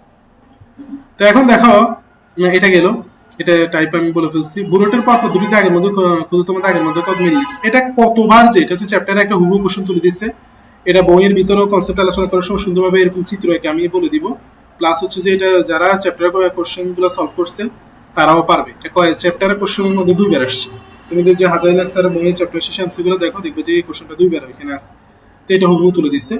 তো এটা জাস্ট 0.1 মিলিলিটার বা 0.1 সেন্টিমিটার কিউব। হ্যাঁ, আচ্ছা, এখন আসো কোন এনজাইম ব্যাকটেরিয়া ধ্বংস করে। এটা তো এমনি তোমার হচ্ছে যে লাইসোজাইম, এটা সবাই পারে। তো এখন এরা কোথায় থাকে? লালাগ্রন্থিতে থাকে। কোথায় থাকে? লালাগ্রন্থিতে থাকে। আমাদের মুখের মধ্যে অনেকগুলা তোমার হচ্ছে যে ব্যাকটেরিয়া চলে আসে, মানে ওদেরকে আমন্ত্রণ না জানাইলে ওরা চলে আসে এরকম বিনা দাওয়াতে। তো ওদেরকে হচ্ছে যে শায়েস্তা করার জন্য থাকে হচ্ছে লাইসোজাইম। ঠিক আছে, তো এখানে তোমার হচ্ছে যে লালাগ্রন্থিতে লালা রসের মধ্যে কি কি এনজাইম থাকে সেগুলো জানা লাগবে, কোনটা কাজ কি সেটা জানা লাগবে।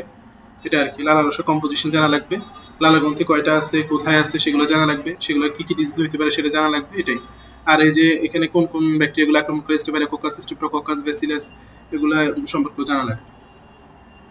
এরপর হচ্ছে কোন নিচের কোনটা অত্যাবশ্যকীয় অ্যামিনো অ্যাসিডের বৈশিষ্ট্য। এই দেখো এখানে কনসেপ্টের খেলা চলে আসে। যারা অত্যাবশ্যক কথাটা বুঝে না, যারা অত্যাবশ্যক কথা বুঝে, যারা অত্যাবশ্যক কথা বুঝে না, তাদের মধ্যে কিন্তু এখানে একটা ডিফারেন্স মেক করবে। যেমন হচ্ছে অত্যাবশ্যকীয় মানে কি, যেগুলো দেহের ভিতরে তৈরি হয় না, তাদেরকে আমরা অত্যাবশ্যকীয় মানে হচ্ছে অবশ্যই বাইরে থেকে নিতে হবে। অত্যাবশ্যক কথাটা মানে হচ্ছে এটা, অথবা কাদের বাইরে থেকে নিতে হবে বা কোনটা বাইরে থেকে নিতে হবে যেটা আমাদের দেহে তৈরি হয় না। এই কনসেপ্টটা যার ক্লিয়ার, তার তো এই অপশন নিয়ে চিন্তাই আসবে না। অন্ত একটা তো সে বাদ দিতে পারবে। ঠিক আছে, আসলে মানে তোমার এখানে কনসেপ্টের খেলা অন্যরকম। হ্যাঁ, বুঝার যারা বুঝে তাদের তোমার লেভেলই অন্যরকম। তো এখন এটার উত্তর হচ্ছে বর্ণহীন এবং স্ফটিক আকার। এটা হচ্ছে যে অ্যামিনো অ্যাসিডের বৈশিষ্ট্যগুলো সুন্দরভাবে ভেঙে ভেঙে বুঝে বুঝে পড়লে তার জন্য এগুলো কোনো ব্যাপার না, সে ইজিলি পারবে। হ্যাঁ, এগুলো আমরা ওইভাবেই পড়বো। তো তোমাদের হচ্ছে যে এই অ্যামিনো অ্যাসিডের বৈশিষ্ট্য, তারপরে তোমার হচ্ছে যে কার্বোহাইড্রেটের বৈশিষ্ট্য, প্রোটিনের বৈশিষ্ট্য, তারপর লিপিডের বৈশিষ্ট্য, এগুলো সবই তোমাদের পড়া লাগবে। এবার আসা হচ্ছে ইম্প্যাডিমেন্টের অ্যান্টোনিম। ইম্প্যাডিমেন্ট মানে বাধা, তাহলে এখানে তোমার হচ্ছে যে এটার অ্যান্টোনিম যেহেতু বলছে তাহলে হেল্পফুল হবে, সাহায্য করা। তাহলে এটার বাধা মানে তোমার হচ্ছে আর কি কি সিনোনিম হতে পারে, অ্যান্টোনিম হতে পারে, এগুলো পড়ে ফেলবে। এগুলো হচ্ছে মাস্টার এবং অ্যাপেক্স থেকে আমরা হচ্ছে যে হাজার হাজার সলভ করব, তোমাদের হুবহু কমন পড়ে যাবে। এটার ব্যাপারে মোটামুটি কনফার্ম যে তোমাদের হুবহু কমন পড়ে যাবে। জাস্ট হচ্ছে কি, জাস্ট হচ্ছে তোমাদের এখানেও কিছু কনসেপ্ট আছে, সেই কনসেপ্টগুলো ক্লিয়ার করতে হবে এবং পড়ার কিছু সিস্টেম আছে, স্পেসিফিক কিছু সিস্টেম আছে।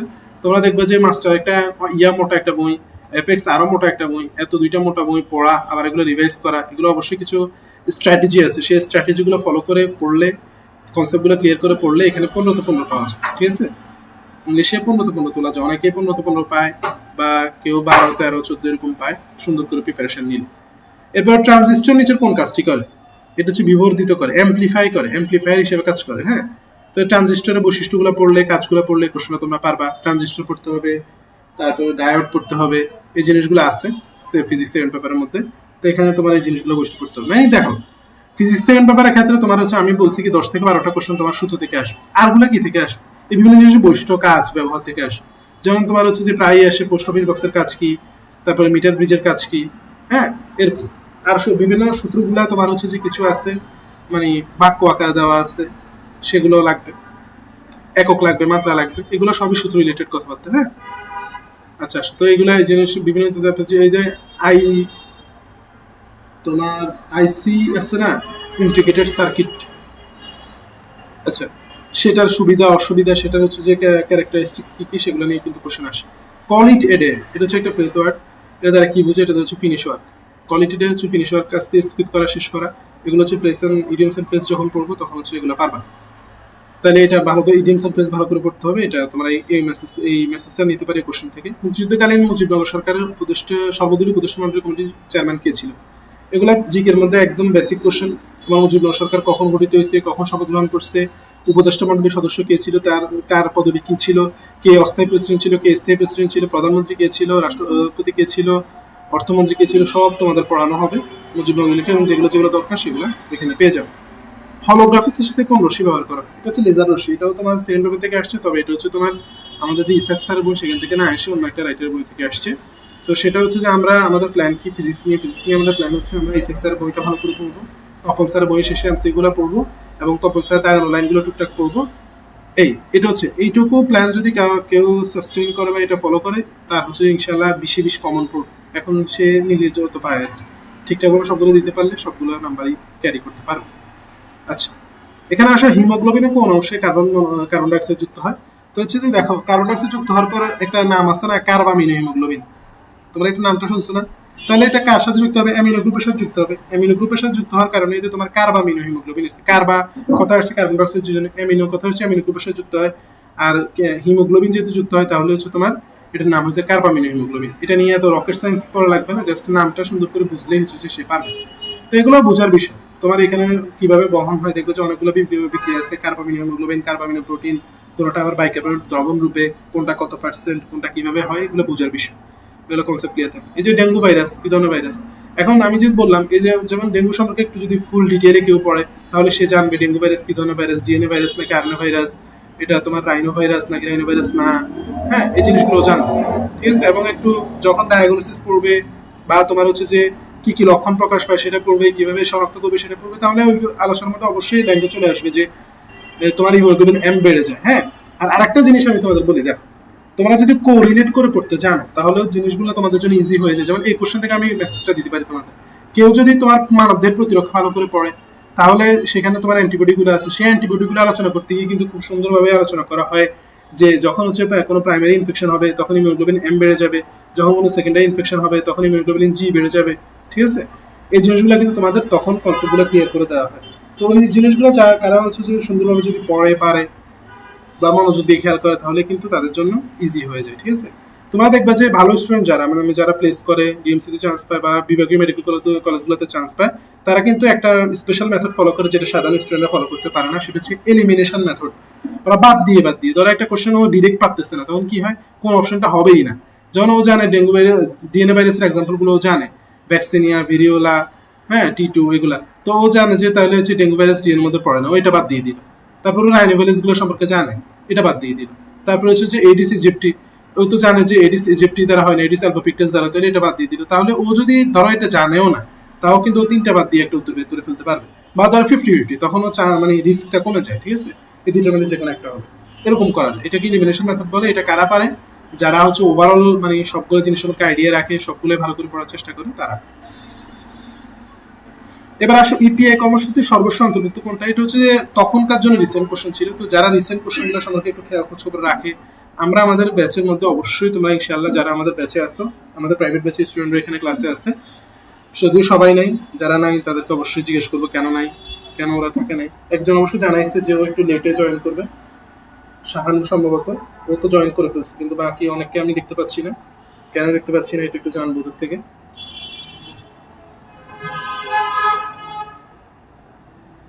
তো এখন তোমার কাহিনী কি?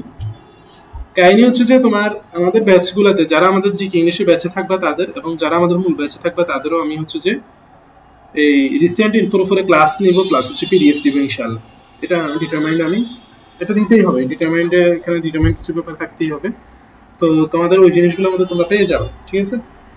আর যারা আমাদের ব্যাচে থাকবে না তারা যে পাবে না ব্যাপারটা এরকম না, আমি পিডিএফটা হচ্ছে যে তোমাদের দিয়ে দিব, পড়াবো, ক্লাসটা হয়তো মিস করবা, বাট হচ্ছে পিডিএফটা আমি দিয়ে দিব আমাদের টেলিগ্রাম গ্রুপে। আমাদের টেলিগ্রাম গ্রুপে অলওয়েজ তোমরা অ্যাক্টিভ থাকবা, অ্যাক্টিভ থাকলে অনেক কিছু সম্পর্কে জানতে পারবা। তোমরা জানো আমাদের প্রিপোল আছে, প্রিপোলের জন্য আলাদা গ্রুপ আছে। তারপরে আমাদের আলাদা দনিবের মেডিকেল নামে তোমার একটা পাবলিক চ্যানেল আছে, তোমরা হচ্ছে টেলিগ্রামে গিয়ে সার্চ করলে পেয়ে যাবা, বা আমাদের এই ভিডিওটা ইউটিউব দিলে সেখানে ডিসক্রিপশনে তোমার হচ্ছে যে তোমরা পেয়ে যাবা। তো এই জিনিসগুলোর সাথে তোমরা যুক্ত থাকবা, আমাদের ফ্রি পোলগুলো সলভ করবা। এরপর আমাদের প্রিমিয়াম পোল আসবে, সেখানে হচ্ছে একদম অল্প ফিতে আমাদের একটা প্রিমিয়াম পোল আসবে, সেখানে আমরা হচ্ছে যে প্রত্যেক চ্যাপ্টার থেকে তোমার হচ্ছে যে রিলিভেন্ট যে টাইপের কোশ্চেন আসতে পারে সেরকম হচ্ছে যে 100টা করে কোশ্চেন দেওয়ার প্ল্যান আছে। মানে 100টা টাইপ ওয়াইজ যদি কোশ্চেন কেউ সলভ করে ফেলে তাহলে হচ্ছে যে তার আসলে কিছু থাকে না, হ্যাঁ, ওই টাইপের আন্ডারে সবগুলো কোশ্চেন পড়ে যাবে, এরকম একটা প্ল্যানও আছে আমাদের ইনশাআল্লাহ।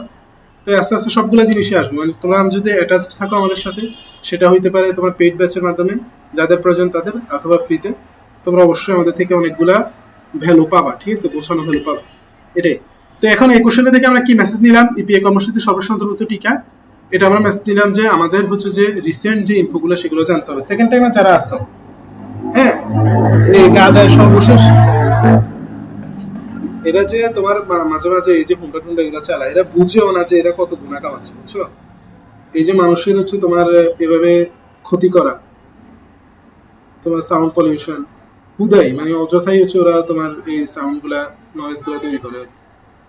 যাই হোক, আমি তোমাদের যেটা বলছিলাম, তোমরা কে কে পারছো এটা গাজার ব্যাপারে যে একটা কোশ্চেন আসছে যে গাজারের সংঘাত কখন কত তারিখে শুরু হয়, কে কে পারছো? সেকেন্ড টাইম জিজ্ঞেস করতেছি।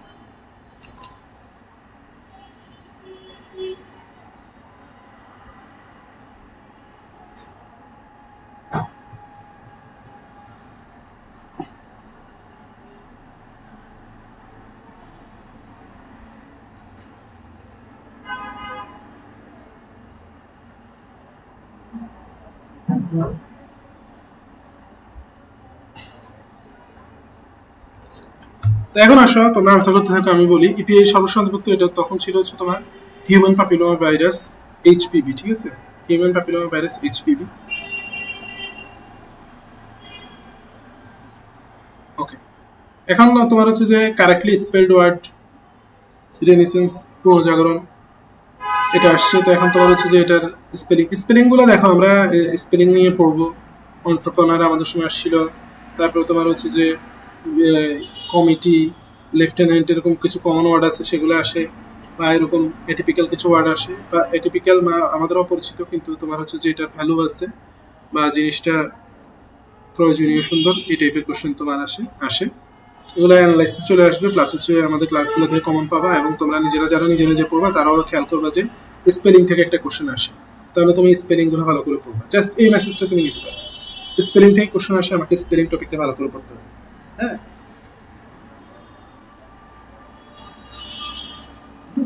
জি শাহানা, দেখছো মানে তোমরা কতটা ডিটেলস ছিলা দুনিয়া থেকে, এত ডিটেলস হওয়া যাবে না, ঠিক আছে? দিন দুনিয়া সম্পর্কে একটু খোঁজ খবর নিবা, পড়াশোনাও করবা, তাইলে হবে। হ্যাঁ, শব্দের কোন বৈশিষ্ট্যের জন্য তীব্র ভূমিকম্পের সময় ঘরবাড়ি ভেঙে যায়? এটা হচ্ছে পরবশ কম্পন। পরবশ কম্পন নিয়ে আমি আলোচনা করবো, মানে তোমার একটা জিনিসে কম্পন শুরু হয়, সেটা যখন যেটা কাঁপতেছিল না তাকে হচ্ছে যে মানে প্রভাবিত করে ফেলে, তখন যে কম্পন সেটা হচ্ছে পরবশ কম্পন। হ্যাঁ, তো এটার কারণ হচ্ছে তোমার তীব্রতা বেড়ে যায়, তীব্রতা বেড়ে যাওয়ার কারণে ঘরবাড়ি ভেঙে যায়, ব্রিজ টিজ এগুলো ভেঙে যায়, ঠিক আছে, পরবশ কম্পনের কারণে। তাহলে এখান থেকে তোমার হচ্ছে পরবশ কম্পন কি, তারপর তোমার হচ্ছে তীব্রতা কি, মুক্ত কম্পন কি, স্বরকল্প, বিট, এগুলো সব, এগুলো ডেফিনেশনটা ভালো করে করতে হবে এই চ্যাপ্টারে। তারপরে তীব্রতাতে একক মাত্রা সবকিছু করতে হবে, তীব্রতার সূত্র করতে হবে, কোনটা সমানুপাতিক কোনটা ব্যস্তানুপাতিক, এই জিনিসগুলো পড়তে হবে। হ্যাঁ, এবার আসলে হচ্ছে ফল, রুটি এবং অন্য খাদ্যের উপর কোন ছত্রাক জন্মে? এটা ছত্রাকের ইয়ে থেকে আসছে, চ্যাপ্টার থেকে আসছে, সুবেল এবং ছত্রাক থেকে। এটাও মোস্ট প্রবাবলি তোমার ইয়েতে ছিল না, হাসান স্যারের বইতে ছিল না। তো এগুলো হচ্ছে এরকম, আমি অলরেডি তোমাদের যেটা বলছি সেই অ্যাপ্রোচ করতে হবে আর কি, এই টাইপের কোশ্চেনটা পারার জন্য। হ্যাঁ, এটা জাইডোগোট ছত্রাক, তো হচ্ছে যে কোন ছত্রাক তোমার হচ্ছে পাথরের উপর জন্মালে কি বলে, অন্য গাছের উপর জন্মালে কি বলে, খাদ্য কি, এদের বৈশিষ্ট্যগুলো ভালো করে পড়তে হবে, এদের তোমার জনন কিভাবে হয় সেটা পড়তে হবে, এই আর কি। এরপরে তোমার হচ্ছে which one of the following is an example of indefinite pronoun. আমি তোমাদের দেখো এই কোশ্চেন টাইপটা কিন্তু অলরেডি আলোচনা করে ফেলছি তোমাদের। শুরুর দিকে একটা কোশ্চেন আসছে যে অ্যাবস্ট্রাক্ট নাউন এর তোমার হচ্ছে যে এক্সাম্পল কি, ঠিক আছে, অ্যাবস্ট্রাক্ট নাউনের এক্সাম্পল কি। এখন তুমি দেখো এটা হচ্ছে যে পার্সিপিস পিসের একটা কোশ্চেন, এই তোমার হচ্ছে যে ইনডিফিনিট প্রনাউন কোনটা। এখন কেউ যদি তোমার হচ্ছে যে প্রনাউনগুলার সাব ক্লাসগুলো পড়ে, মানে আরো ক্লাসিফিকেশন যেটা আছে সেই ক্লাসিফিকেশনগুলো যদি পড়ে, এবং সেগুলো আমি তোমাদের যেটা শুরুতেই বলছিলাম যে ডেফিনেশন পড়ে, এক্সাম্পল পড়ে, তাহলে তার জন্য এই কোশ্চেনটা পারা কঠিন কিছু না, ঠিক আছে? হ্যাঁ, মানে হচ্ছে যে অনির্দিষ্টভাবে যদি কাউকে বোঝায় সেটাকে হচ্ছে আমরা ইনডিফিনিট প্রনাউন বলবো। তখন এনি, এনি দ্বারা হচ্ছে অনির্দিষ্টভাবে বোঝায়, দিস তো একটা নির্দিষ্ট কিছুকে বোঝায়, আইদার দ্বারা বোঝায় হচ্ছে এটা হয় এটা না হয় এটা, সাচ দ্বারাও নির্দিষ্ট কিছুকে বোঝায়, তাহলে অনির্দিষ্টভাবে বোঝায় এনি, তারপর হচ্ছে এনাদার, মেনি, এগুলো দ্বারা। তারপর হচ্ছে দুইটা এটাও দেখো সূত্র থেকে চলে আসছে, দুইটা আয়িত বস্তু পরস্পরের সাথে সংযুক্ত করলে আদান প্রবাহ কোন দিকে হবে তার কোন বিষয় করে নির্দেশ হবে, এটা জাস্ট কনসেপ্ট, সূত্র। তো এখন হচ্ছে এটা হচ্ছে তড়িৎ বিভব ডেফিনেশনের মধ্যে তোমরা পেয়ে যাবে তড়িৎ বিভব মানে কোন জিনিসটা ডিফাইন করে একটা থেকে আরেকটাতে তোমার হচ্ছে যে তড়িৎ যাবে কিনা, সেটা বিভব, বিভব পার্থক্য যখন থাকবে তখন তড়িৎ প্রবাহিত হবে, বিভব পার্থক্য না থাকলে তড়িৎ প্রবাহিত হবে না, এটাই কথা। তারপরে তোমার হচ্ছে শিক্ষা পরীক্ষার এগুলো একটা চার্ট আছে, সুন্দর একটা চার্ট আছে তোমার গুণগত রসায়নের, সেই চার্টটা পড়তে হবে। সেই চার্টের মধ্যে তোমার জাস্ট এটা না, খালি চোখ কি দেখবা, কোভার ব্লু গ্লাসে কি দেখবা, দুইটাই কিন্তু আছে, ঠিক আছে? তো এখানে খালি চোখের গুলো দিচ্ছে আর কি, কিন্তু কোভার ব্লু গ্লাসেটা তোমাকে পড়তে হবে, সেটাও পরীক্ষায় আসে। তাহলে এই চারটা তোমরা গুরুত্ব দিয়ে পড়বে। হ্যাঁ, আচ্ছা। এরপরে তোমার হচ্ছে যে কিছু আছে বইতে নাই, সেগুলো আমরা ক্লাসে বলে দিব, সেগুলো ইম্পর্টেন্ট, বইয়ের বাইরে থেকেও আসতে পারে, অন্য বই থেকে আর কি, মানে হাসান স্যারের বইতে না অন্য বইতে আছে, সেগুলো ইম্পর্টেন্ট। কোন দুটি আলোচনা কৌণিক বিচ্ছুরণ সর্বাধিক? এটা হচ্ছে যে তোমার কোন চ্যাপ্টার থেকে আসছে? জ্যামিতিক আলোকবিজ্ঞান থেকে আসছে। জ্যামিতিক আলোকবিজ্ঞান থেকে বিচ্ছুরণ কখন সর্বাধিক হয়, কখন সর্বনিম্ন হয়, বিচ্ছুরণ কাকে বলে, তারপরে তোমার এর পরবর্তী চ্যাপ্টার যেটা আছে বা ওই চ্যাপ্টারে তোমার হচ্ছে যে ক্ষমতা টমতা এই রিলেটেড প্রশ্নগুলো আসে, তো এগুলো পারতে হবে। হ্যাঁ, এটার ক্ষেত্রে হচ্ছে লাল এবং নীল আলোর ক্ষেত্রে কৌণিক বিচ্ছুরণ বেশি। এরপর হচ্ছে ম্যালেরিয়া রোগের রক্ত শূন্যতার প্রধান কারণ কোনটা? এটাও ম্যালেরিয়ার সঙ্গে ডিটেইলে জানা লাগবে, ঠিক আছে?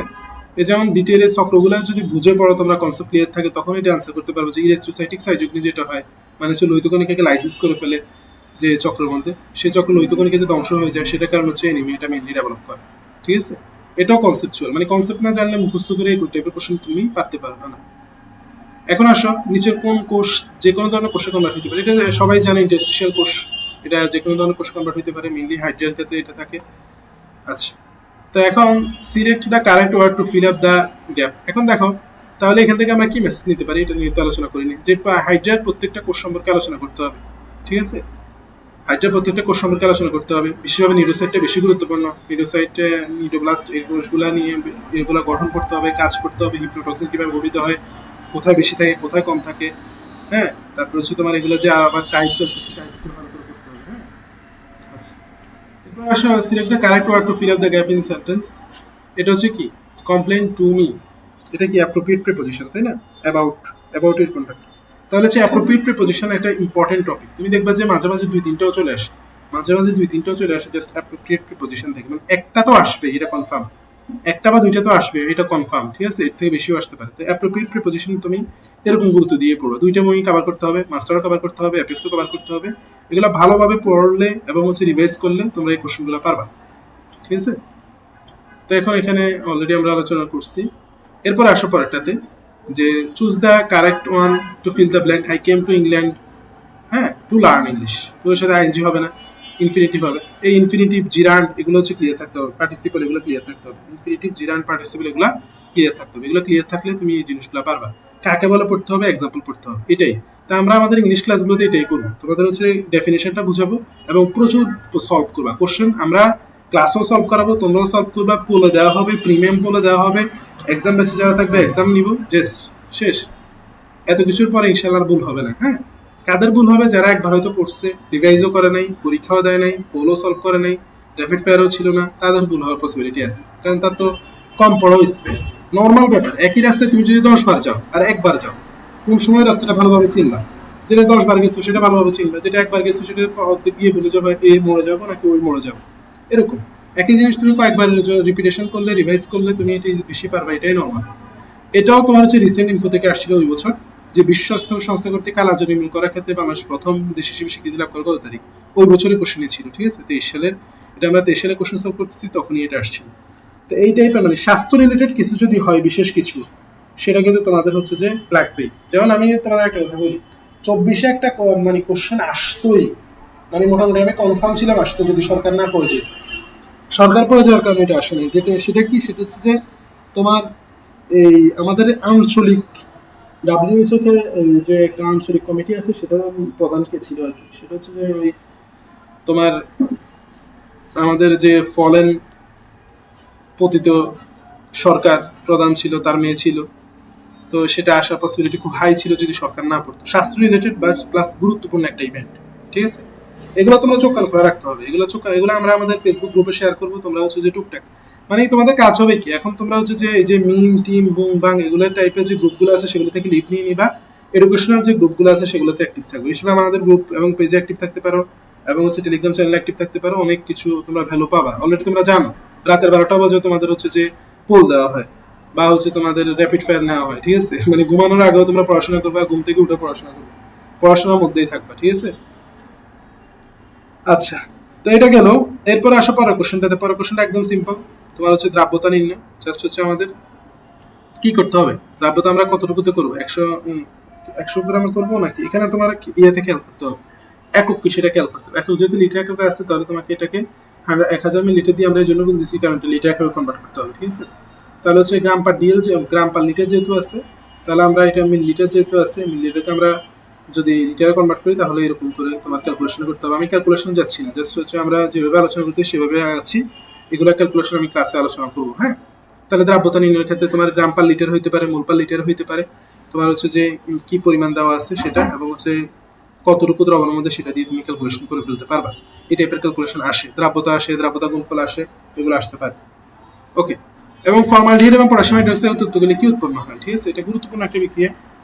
তো তোমার হচ্ছে যে এটা বিক্রিয়াগুলো আমরা যখন একটু বেসিক কনসেপ্ট সহ পড়বো, বুঝে বুঝে পড়বো বিক্রিয়াগুলো কিভাবে হয় না হয়, তাহলে এই কোশ্চেনগুলো তোমরা পারবা।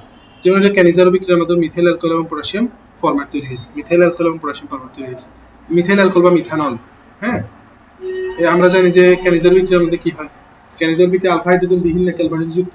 আলফা হাইড্রোজেন বিহীন, আলফা হাইড্রোজেন বিহীন, ঠিক আছে? বিহীনগুলোতে হয়, যেমন এটা আলফা হাইড্রোজেন বিহীন। এখানে তোমার আলফা কার্বনিত নাই, ঠিক আছে? আলফা কার্বন হচ্ছে যে কার্বনের সাথে কার্যকরী মূলক যুক্ত থাকে, এখানে কার্যকরী মূলকটা কোনো কার্বনের সাথে যুক্ত নেই, তাহলে এখানে আলফা কার্বনই নেই। আলফা হাইড্রোজেন কোথা থেকে আসবে? মানে এখানে ক্যানিজারো বিক্রি হবে, আর ক্যানিজারো বিক্রিয়ার মাধ্যমে একটা অ্যালকোহল তৈরি হয়, আমরা জানি, তাহলে এখানে মিথানল হবে, ঠিক আছে? মিথাইল অ্যালকোহল বা মিথানল উত্তর হবে প্রথম। হ্যাঁ, এটা অনেকে ধরতে পারে না এই কোশ্চেনটা, নর্মাল তোমার হচ্ছে এত চাপে আসলে মনে থাকার কথাও না, কিন্তু যারা ভালো করে পড়তে তারা পারছে। তাহলে কোন ব্যাকটেরিয়া হচ্ছে মুক্ত অক্সিজেন ছাড়া বাঁচে, মুক্ত অক্সিজেন ছাড়া বাঁচে, সেটা হচ্ছে তোমার ক্লস্ট্রিডিয়াম। ক্লস্ট্রিডিয়াম মুক্ত অক্সিজেন ছাড়া বাঁচে। হ্যাঁ, তোমার এখানে অনেকগুলো আছে, একটা হচ্ছে তোমার অক্সিজেন ছাড়া বাঁচে না, একটা হচ্ছে অক্সিজেন ছাড়া বাঁচে, এরকম আর কি। তারপর তোমার কিছু আছে অক্সিজেন থাকলেও সমস্যা, না থাকলেও সমস্যা, এগুলো ক্লাসিফিকেশন আছে, আমরা সেগুলোতে যাবো। মোট কথা হচ্ছে তোমার ব্যাকটেরিয়ার বিভিন্ন টাইপের ক্লাসিফিকেশন আছে, সাইজের ভিত্তিতে ক্লাসিফিকেশন আছে।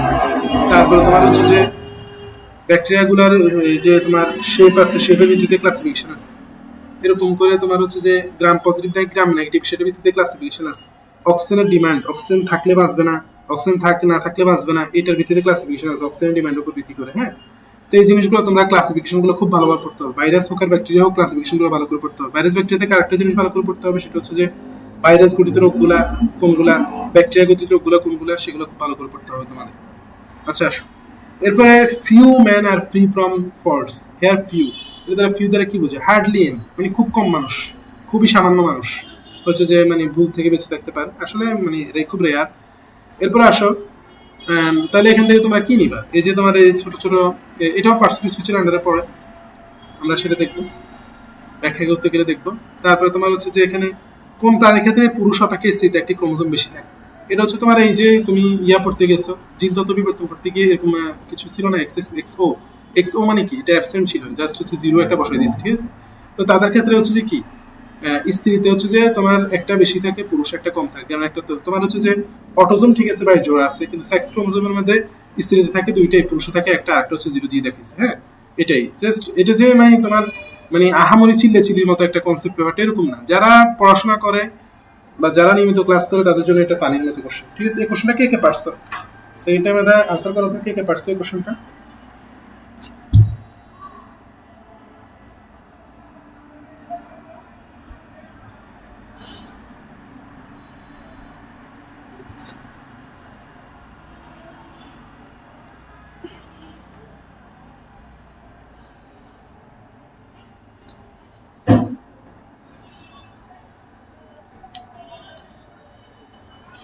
আচ্ছা, এবার আসো, what is the correct indirect form of he said you had better see a doctor.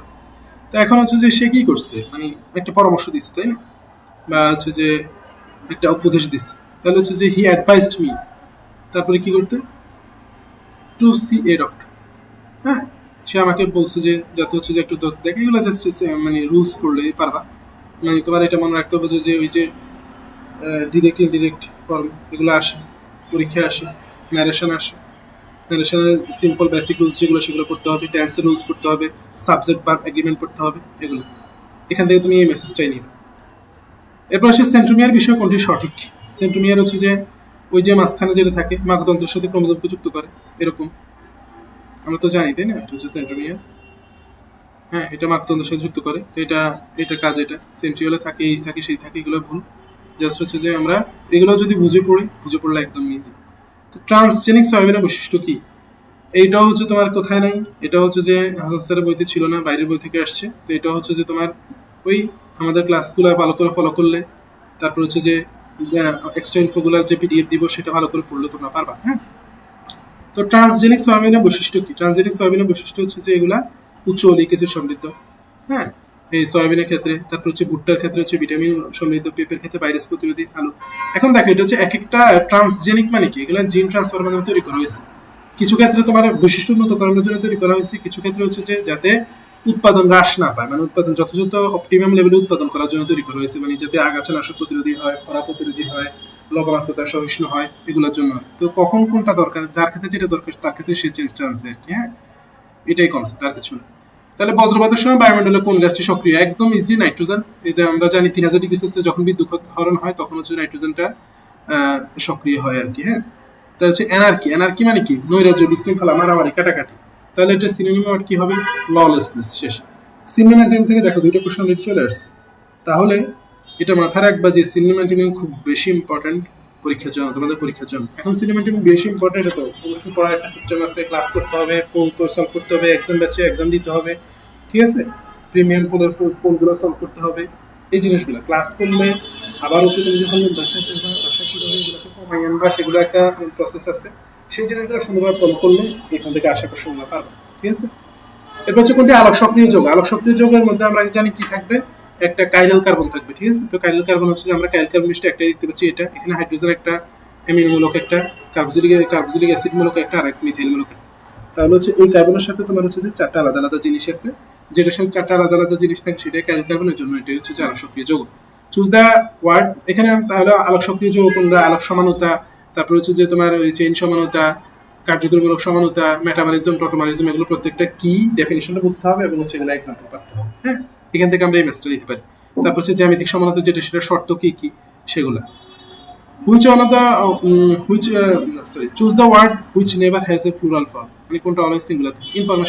Information হচ্ছে আনকাউন্টেবল, এটা অলওয়েজ সিঙ্গুলার থাকে, ঠিক আছে। যেমন এখানে আরো কিছু দিছে, অ্যাডভাইস, তারপর হচ্ছে ফার্নিচার, হ্যাপিনেস, হোমওয়ার্ক, অনেস্টি, এই জিনিসগুলো এভাবে করে পড়তে হবে। হ্যাঁ, এগুলো আছে সিঙ্গুলার, প্লুরাল, এগুলো, এটা সিঙ্গুলার ফর্ম কি, এটা প্লুরাল ফর্ম কি, জেন্ডার থেকেও আসে, এগুলো থেকে রিয়ালি আসে, কিন্তু এগুলো পড়তে হবে। প্লাজমার কোন উপাদান রক্তক্ষরণ বন্ধে সহায়তা করে বলো তো? ওই ক্লটিং ফ্যাক্টরগুলোর মধ্যে আসবে ফাইব্রিনোজেন। হ্যাঁ, রক্তক্ষরণ বন্ধ সহায়তা করে।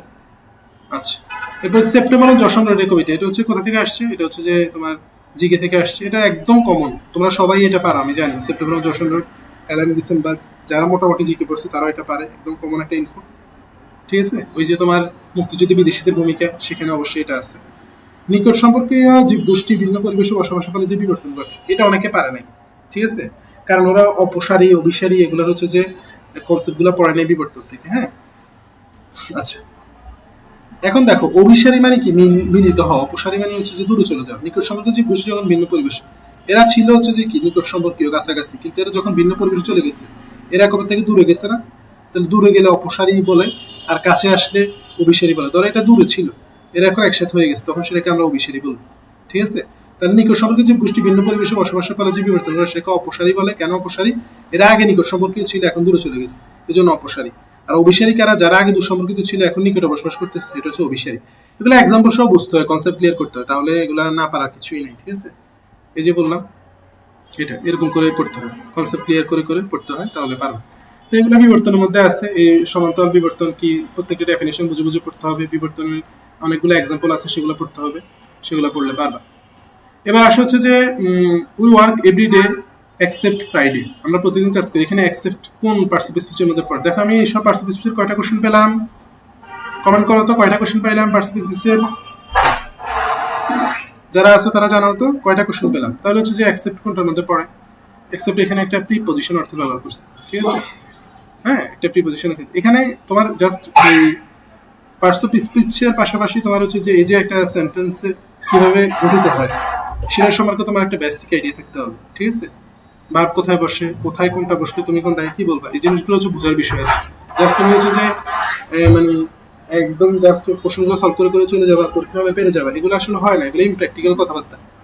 অনেকে এভাবে চিন্তা করে, অনেকে জিকে ইংলিশ তো গুরুত্ব দেয় না, আর জিকে ইংলিশ দিয়ে কি হবে। অনেকে হচ্ছে তোমার হচ্ছে যে 22-23 হাজার টাকা অফলাইনে ভর্তি হয়, 22-23 হাজার টাকা দিয়ে অফলাইনে ভর্তি হয়। আসলে আমি আচ্ছা, আমি একটা কথা আমার মনে পড়ছে, তোমার হচ্ছে যে ঠিক আছে আমি বোঝার চেষ্টা করি জিনিসগুলো, কিন্তু আমার কাছে এই জিনিসটা রহস্যময়।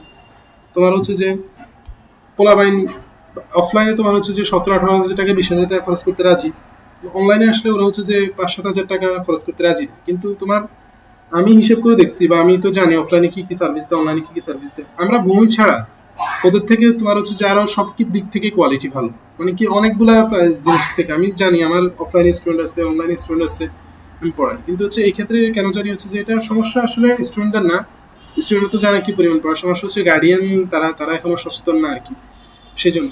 আচ্ছা যাই হোক, মোট কথা হচ্ছে তোমরা এই পার্সোনাল স্পিচ থেকে কয়টা কোশ্চেন আসছে তোমরা খেয়াল করছো? সবাই কি ঘুমিয়ে গেছো?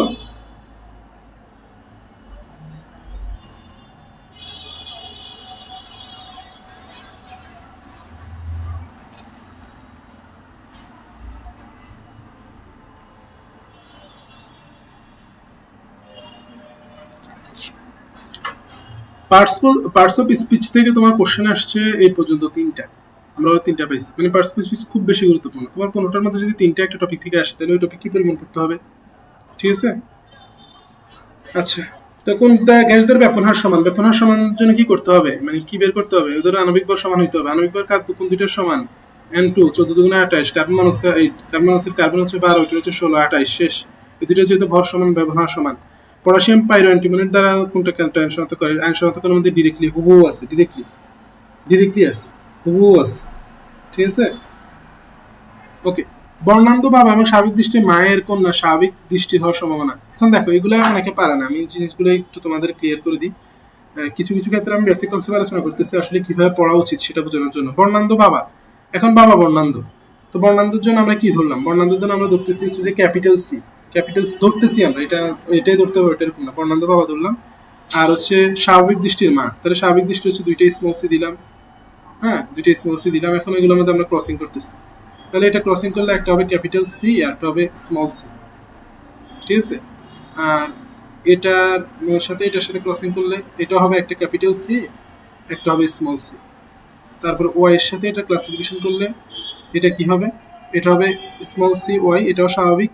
আবার এটার সাথে করলে এটা হবে স্মল সি ওয়াই, এটাও স্বাভাবিক। তাহলে হচ্ছে যে এখানে বলছে যে কি কন্যা সন্তানের স্বাভাবিক দৃষ্টি হওয়ার সম্ভাবনা কত? দেখো কন্যা সন্তান কয়টা আছে? কন্যা সন্তান আছে এখানে দুইটা, এই একটা কন্যা সন্তান, এই একটা কন্যা সন্তান, এরা দুজনেই স্বাভাবিক, এরা দুজনেই স্বাভাবিক, ঠিক আছে? তাহলে হচ্ছে যে তোমার কয়জনের মধ্যে কয়জন কন্যা সন্তান? টোটাল আছে দুইজন, এবং এদের দুজনই হচ্ছে স্বাভাবিক। তাহলে 2/2 ইন্টু 100%, তাহলে 2 কে 2 দিয়ে ভাগ দিলে 1 ইন্টু 100% মানে 100%, 100% কন্যাই হচ্ছে তোমার কি হয়? স্বাভাবিক দৃষ্টি। এভাবে করে, এটা হচ্ছে কিছুটা ম্যাথমেটিক্যাল এবং কনসেপচুয়াল, এইভাবে কনসেপ্ট বুঝে বুঝে পড়তে হবে। হ্যাঁ, যে তোমার বায়োলজি বলে কোনো কনসেপ্ট নাই ধুমাই মুখস্থ লাগাও, মুখস্থ লাগাই তো ভালো করা যাবে না। হ্যাঁ,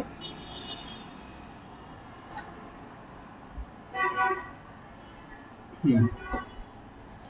আচ্ছা আসো, এই কোশ্চেনটা বুঝছো? 66 নাম্বার কোশ্চেন, এটা অনেকেরই কনফিউশন। এবার আসো, আমরা কি করবো? NTP, natural temperature and pressure এ 2.24 লিটার গ্যাসে কতটি অক্সিজেন কার্বন ডাইঅক্সাইড মলিকুল থাকে? এখন কার্বন ডাইঅক্সাইড মলিকুল কতটা থাকে, এটা আমরা কিভাবে বের করতে পারবো? এনটিপি মানে ন্যাচারাল টেম্পারেচার এন্ড প্রেসার। তা আমরা জানি ন্যাচারাল টেম্পারেচার 22.4 লিটারের মধ্যে থাকে হচ্ছে অ্যাভোগাড্রো সংখ্যক, তাহলে 1 লিটারের মধ্যে কয়টা থাকে? এবং 22.4 লিটারের মধ্যে কয়টা থাকে? তাহলে তোমার হচ্ছে যে এটা ওই এখানে যেটা থাকবে সেটা হচ্ছে উপরে গুণ হবে, আর এখানে 22.4 সেটা নিচে ভাগ যাবে। তো এটা দিয়ে এটাকে ভাগ করলে 10 হবে, 10 দিয়ে এটাকে ভাগ করলে 22 হয়ে যাবে, শেষ। একদম সিম্পল ম্যাথ।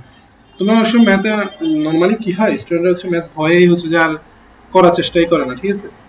কিন্তু এগুলো খুবই বেসিক ম্যাথ আসে, আমারই ম্যাথ আসে না। আর আমাদের ক্লাসগুলো তোমরা করলে হ্যান্ড ক্যালকুলেশনটা একদম বস হয়ে যাবে ইনশাআল্লাহ করতে করতে। জাস্ট ক্লাস করলে হবে না, ক্লাস করার পাশাপাশি ক্লাসে মানে তোমরা স্ট্র্যাটেজিটা বুঝবে আর কি কিভাবে করতে হয়, তারপর বাসা বা প্র্যাকটিস করতে হবে। হ্যাঁ, জেনেটিক ম্যাপ তৈরি করা হয়।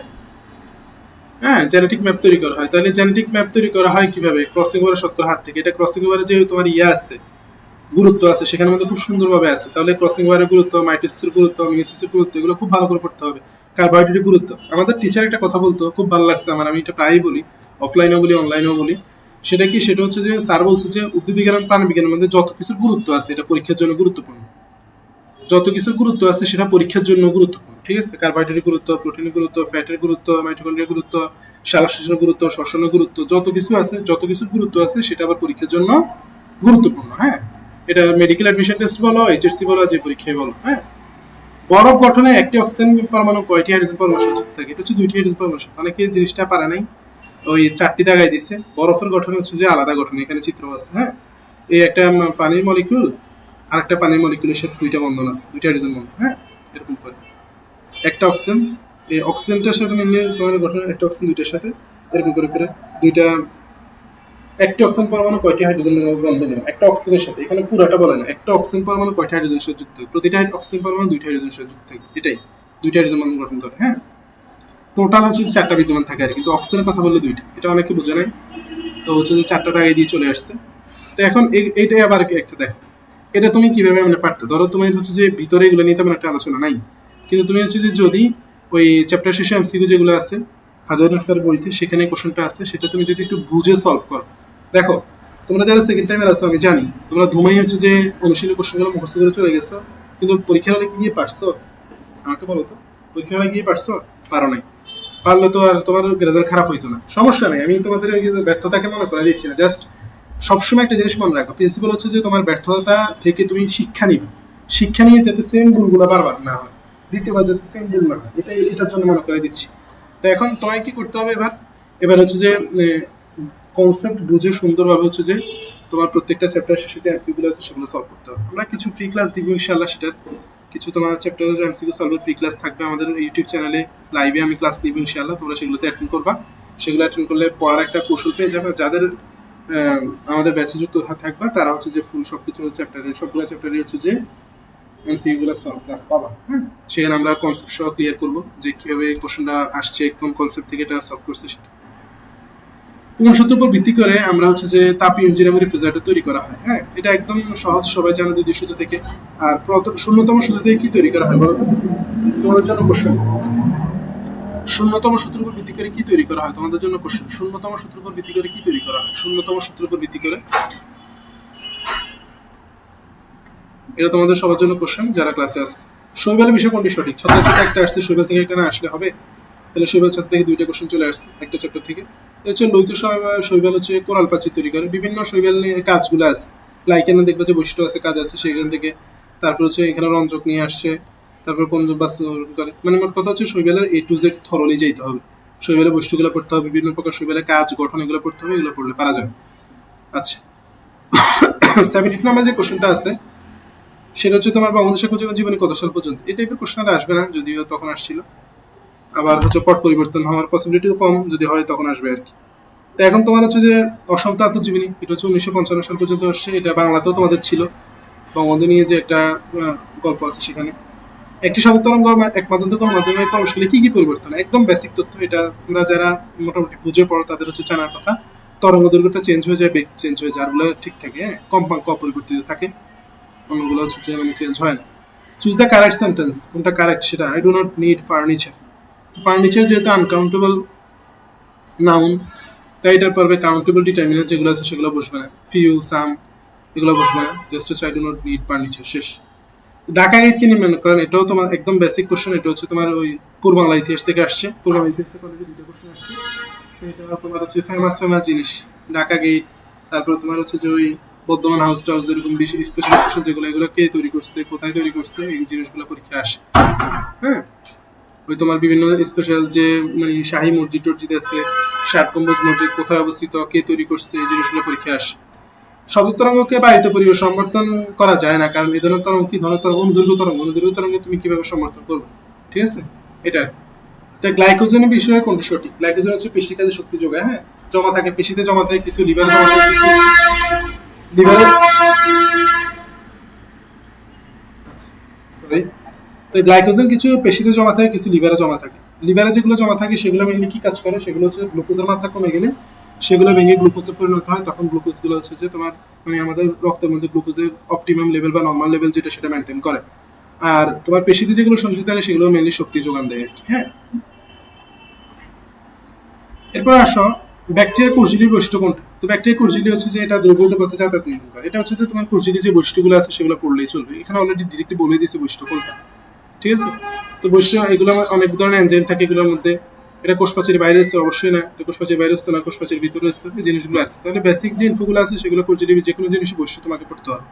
কোষঝিলি বৈশিষ্ট্য পড়তে হবে, মাইটোকন্ড্রিয়া বৈশিষ্ট্য পড়তে হবে, তারপর তোমার কোষপ্রাচীর বৈশিষ্ট্য পড়তে হবে, কোষপ্রাচীর গঠন পড়তে হবে। হ্যাঁ, আচ্ছা, এই প্রতিসাম্য থেকে প্রায় ঘুরে ফিরে কোশ্চেন আসে। কোনোবার আসে দ্বিপার্শ্বীয় প্রতিসাম্য, কোনোবার আসে অরীয় প্রতিসাম্য, কোনোবার আসে দ্বিঅরীয় প্রতিসাম্য, কোনোবার আসে অপ্রতিসাম্য। এক্সাম্পল গুলো খুব বেশি ইম্পর্টেন্ট। এই জিনিসগুলো তোমরা খেয়াল করার জন্য হচ্ছে আজকের ক্লাস। ঠিক আছে, এই জিনিসগুলো খেয়াল করার জন্য আজকের ক্লাস, যে তোমাকে কোথায় গুরুত্ব দিতে হবে, কোন জিনিসটা পড়তে হবে। তুমি তো পড়তে গিয়ে মাথা খারাপ হয়ে যায়, একটা চ্যাপ্টার আহারে শেষ হয় না, এরপরে নাম্বার কম পা পরীক্ষা গিয়ে, নাম্বার কম পাইলে আবার হচ্ছে যে হতাশার কারণে আবার কম পড়ো, আবার কম পড়ে আবার পরের দিন কম পাও, এভাবে করতে করতে মেডিকেল ভর্তি পরীক্ষা চলে আসে, আলটিমেটলি চান্স মিস করে বসে থাকে। তো এই যে এটা থেকে, এই লুপ থেকে বের হওয়ার কি রাস্তা? কি রাস্তা হচ্ছে তোমাকে সবগুলোতে গুরুত্ব দিতে হবে না, সব মামলা তোমাকে সলভ করতে হবে না। ঠিক আছে, আগে বেসিক জিনিস পারো, আগে চান্স নিশ্চিত করো, তারপর হচ্ছে যে তোমার বাকিটা পরে দেখা যাবে। ঠিক আছে, প্লেসমেন্ট নিয়ে পরে চিন্তা করবে, আগে চান্স পাওয়ার মতো ক্যাপাবিলিটি অর্জন করো, তারপর আস্তে আস্তে নিজের আপগ্রেড করতে করতে ভালো রেজাল্ট করবে। ঠিক আছে, ওই লাভ দিয়ে ভালো রেজাল্ট করতে গেলে তুমি দেখবে যে চান্সই মিস হয়ে গেছে। এই হাইড্রোজেন ফুয়েল সেলে অ্যানোড এবং ক্যাথোড হিসেবে কি ব্যবহার করা হয়? খুব সুন্দর কোশ্চেন, এবং এই রিলেটেড কোশ্চেনগুলো প্রায়ই আসে। আর এই জিনিসগুলো যারা জানে না তারা হচ্ছে যে তোমার ওই গদবাদা জাস্ট রিডিং পড়ে দাগলাইনগুলো পড়েছিল যে আলটিমেটলি কিরে অ্যানোড ক্যাথোড আসছে। কিন্তু আমি একদম হল অফ করে বলতে পারবো তোমাদের মধ্যে যারা সচেতন স্টুডেন্ট, যারা প্রিভিয়াস এর কোশ্চেন সলভ করছো বা যারা ডেডিকেটেড, তারা কিন্তু জানে এই চ্যাপ্টার থেকে কি কি আসে। তারা জানে যে লাস্টের যে ব্যাটারি পার্টটা আছে সেখান থেকে ব্যাটারি ভোল্টেজ কত সেটা আসে, অ্যানোড হিসেবে কি ব্যবহার করেছে সেটা আসে, ক্যাথোড হিসেবে কি ব্যবহার করে সেটা আসে। তো তারা যদি জানে তাহলে তারা অবশ্যই হাইড্রোজেন ফুয়েল সেলের মতো একটা ফেমাস একটা জিনিস, গুরুত্বপূর্ণ একটা জিনিস অ্যানোড ক্যাথোড কিসেরা পড়বে, পড়লে অবশ্যই পারবে যে এখানে অ্যানোড এবং ক্যাথোড দুইটা হিসেবে গ্রাফাইটকে ব্যবহার করা হয়। ঠিক আছে, কোশ্চেন সলভের পাওয়ার হিউজ। তোমরা আজকে যারা ক্লাস করছো এবং নিয়মিত যারা আমাদের কোশ্চেন সলভ ক্লাসগুলো করবা, সেটা লাইভ হোক আর রেকর্ডেড হোক, তোমরা অবশ্যই অনেক বেশি উপকৃত হবে। এটার ব্যাপারে মানে 100% কনফার্ম, ঠিক আছে? কারণ তোমরা এখনই অনেক কিছু বুঝে গেছো। এই কিছুক্ষণের মধ্যে আমি তোমাদের যদিও ক্লাসের শেষে একটা রিভিউ নিব, এবং তোমরা অবশ্যই আমি আমি তোমাদেরকে যে যখন রিভিউ জানতে চাইবো তোমরা জানাবা ক্লাস কেমন ছিল বা তোমরা কি বুঝছো না বুঝছো সেটা সম্পর্কে আমি তোমাদের একটা অপিনিয়ন জানতে চাইবো। হ্যাঁ, ভালো খারাপ যেটাই হোক তোমরা রিভিউ করবা, তাহলে আমি খারাপ হইলে আমি আপডেট করতে পারবো, ভালো হইলে অন্যরা জানলো, অন্যরাও ক্লাসে আসলো, ঠিক আছে? আমাদের প্ল্যাটফর্মটা গ্রো করলো। তো এখন আসো, এই প্রত্যেক দিন এরকম একটা কাহিনী হয়। এই দেখো, কোন কণার বিনিময়ের ফলে তাই চুম্বক বল কার্যকর? ওই যে মৌলিক বল বললাম, 4টা মৌলিক বল। কোন কণা বিনিময়ের ফলে পাল্লা আসে, আপেক্ষিক সবলতা আসে? দেখো, একই বছরই ওই 1.5 পৃষ্ঠা থেকে বা 2 পৃষ্ঠা থেকে তোমার 2টা কোশ্চেন চলে আসছে একই বছর। যদি ডিফারেন্ট ডিফারেন্ট বছর হইতে তাও বলতাম যে আছে ডিফারেন্ট ডিফারেন্ট বছর, একই বছরে চলে আসছে। তো এই জিনিসগুলো তোমরা যদি না ধরতে পারো আর কি বলবো, আর কিছু বলার নাই আসলে। তো find out the misspelled word, ওই স্পেলিং থেকে আবার চলে আসছে। হ্যাঁ, সিমেট্রির মধ্যে ডাবল এম হয়, ওরা একটা এম দিচ্ছে, এটা হচ্ছে মিস স্পেল, মানে ভুল বানান। এরপর আসো, what does the phrase keep your চিন আপ, এটা দ্বারা আসলে কি বোঝায়? এটা হচ্ছে কোনো কিছু খুশি থেকে আনন্দিত থাকা, চিনকে সবসময় এটা আমরা মানে তোমার কি মজা করে কিছু বিভিন্ন জিনিস পড়বো, ক্লাসের সময় দেখবে সেটা ইনশাল্লাহ। তো ফ্রেজ গুলা পড়তে হবে, ইডিয়মস এন্ড ফ্রেজ থেকে 2টা আসছে, এগুলো ভালো করে পড়তে হবে। 2টা বই মিলে পড়লে ইনশাল্লাহ আনকমন পড়বেই না, কমনই পড়বে তোমার। লাইসোজোমাল বৈশিষ্ট্য অলরেডি বলে ফেললাম, বিভিন্ন সেল অর্গানেল যেগুলো সেগুলো বৈশিষ্ট্য পড়তে হবে, গুরুত্ব পড়তে হবে। তো লাইসোজোমাল বৈশিষ্ট্য থেকে তুমি পারবা যেটা এখানে বিভিন্ন ধরনের এনজাইম থাকে, অনেকগুলো হাইড্রোলাইটিক এনজাইম থাকে, এগুলো ভেঙে ফেলে, নষ্ট করে ফেলে তোমার হচ্ছে অপকারী যে জিনিসগুলো আছে, ভাইরাস ব্যাকটেরিয়াগুলোকে। এরপর আসো, তোমার হচ্ছে বা প্রয়োজনীয় জিনিসগুলোকে কোন ধরনের প্রক্রিয়া বায়ুর মাধ্যমে শব্দ সঞ্চালন হয়? তো বায়ুর মাধ্যমে শব্দ সঞ্চালন হচ্ছে উত্তাপী প্রক্রিয়া, এটা তোমার তাপগতিবিদের মধ্যে আছে। তাপগতিবিদের মধ্যে আছে বায়ুর মধ্যে শব্দ সঞ্চালন প্রক্রিয়া কি উত্তাপী, কারণ এখানে তাপের কোনো চেঞ্জ হয় না। তাপমাত্রার উপর নির্ভর করে, কিন্তু তাপের উপর নির্ভর করে না। এখন আসো, কোন জৈব যৌগে হাইড্রোজেন অ্যাটম নাই? তো এখন হচ্ছে কি, হেক্সাক্লোরোবেনজিন। এখন তুমি জানো কি বেনজিনের হচ্ছে যে প্রত্যেক মাথায় একটা করে হাইড্রোজেন থাকে, বেনজিনের প্রত্যেকটা মাথায় একটা করে হাইড্রোজেন থাকে। তো একটা করে হাইড্রোজেন যদি বেনজিনের প্রত্যেক কোণায় থাকে, এখন তুমি যদি সেটাকে কি দিয়ে রিপ্লেস করো, ক্লোরিন দিয়ে রিপ্লেস করে ফেলো, তাহলে হাইড্রোজেন তো সরে গেছে, তাহলে এখানে আর কোনো হাইড্রোজেন থাকবে না, ঠিক আছে? কনসেপ্ট জাস্ট হচ্ছে কনসেপ্ট বুঝলে পারবে। ইথাইল অ্যালডিহাইড এবং পটাশিয়াম হাইড্রোক্সাইড বিক্রিয়া কি উৎপন্ন হয়? এখন তুমি দেখো, এটা হচ্ছে অ্যাকুয়াস যদি হয় তখন রিপ্লেস বিক্রিয়া হয়, অ্যাকুয়াস বিক্রিয়া হলে রিপ্লেসমেন্ট বিক্রিয়া হয়। আর যদি এখানে তোমার কি দিত, অ্যালকোহলিক দিত, কি দিত, অ্যালকোহলিক দিত, অ্যালক দিত, এরকম করে অ্যালক দিত, তখন হচ্ছে কি অপসারণ বিক্রিয়া হইতো, ঠিক আছে? এই জিনিসগুলো বুঝতে হবে। তাহলে এখানে যদি অ্যাকুয়াস দিছে তাহলে এটা প্রতিস্থান বিক্রিয়া হবে, এখানে আয়োডাইডকে সরাই হাইড্রোক্সিল মূলক বসে যাবে, তাহলে আয়োডাইডকে সরাইলে তোমার ইথানল হয়ে যাবে, শেষ, ঠিক আছে? তাহলে বুঝতে হবে অ্যাকুয়াস হলে কি রিঅ্যাকশন হবে, তারপর হচ্ছে অ্যালকোহলিক হলে কি রিঅ্যাকশন হবে। এটাও তোমার হচ্ছে হাসান স্যার বই থেকে আসে না, এটা আলিম স্যার বই থেকে আসছে। তো এটা আলিম স্যার বই, ওই যে বললাম এক্সট্রা ইনফোর জন্য আমরা তোমাদের পিডিএফ দিয়ে দিব, ক্লাসে পড়াবো, আমাদের ক্লাসগুলো ফলো করলে ইনশাআল্লাহ কমন পড়ে যাবে, তোমাকে আর 10টা বই রাখতে হবে না। তো হচ্ছে এটা একটা চার্ট আছে, সেই চার্ট থেকে চলে আসছে 100 গ্রাম মানুষের কত গ্রাম শর্করা থাকে। তো তোমার হচ্ছে শর্করা থাকে 4.3 গ্রাম, তাহলে আমরা কোনটা দিব, 4 থেকে 5 গ্রামের আন্ডারে। এবার আসা হচ্ছে যে 30 ডিগ্রি সেলসিয়াস তাপমাত্রায় পটাশিয়াম ক্লোরাইডের দ্রাব্যতা এত, তাহলে 85 গ্রাম, এটা ম্যাথ।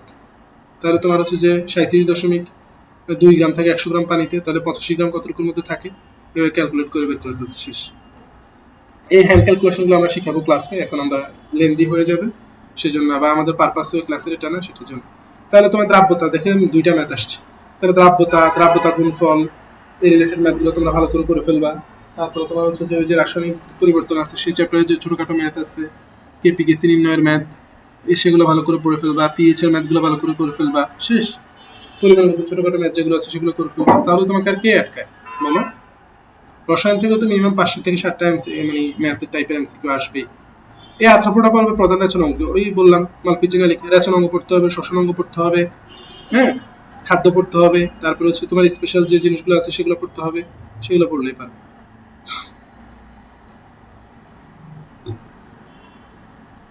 কোন শিল্পী মুক্তিযুদ্ধে প্লাটুন কমান্ডার হিসেবে ছিল? এটাও স্পেশাল তথ্য, এগুলো আছে, শিল্পীদের ভূমিকা আলাদা করে আছে, তারপর হচ্ছে যে তোমার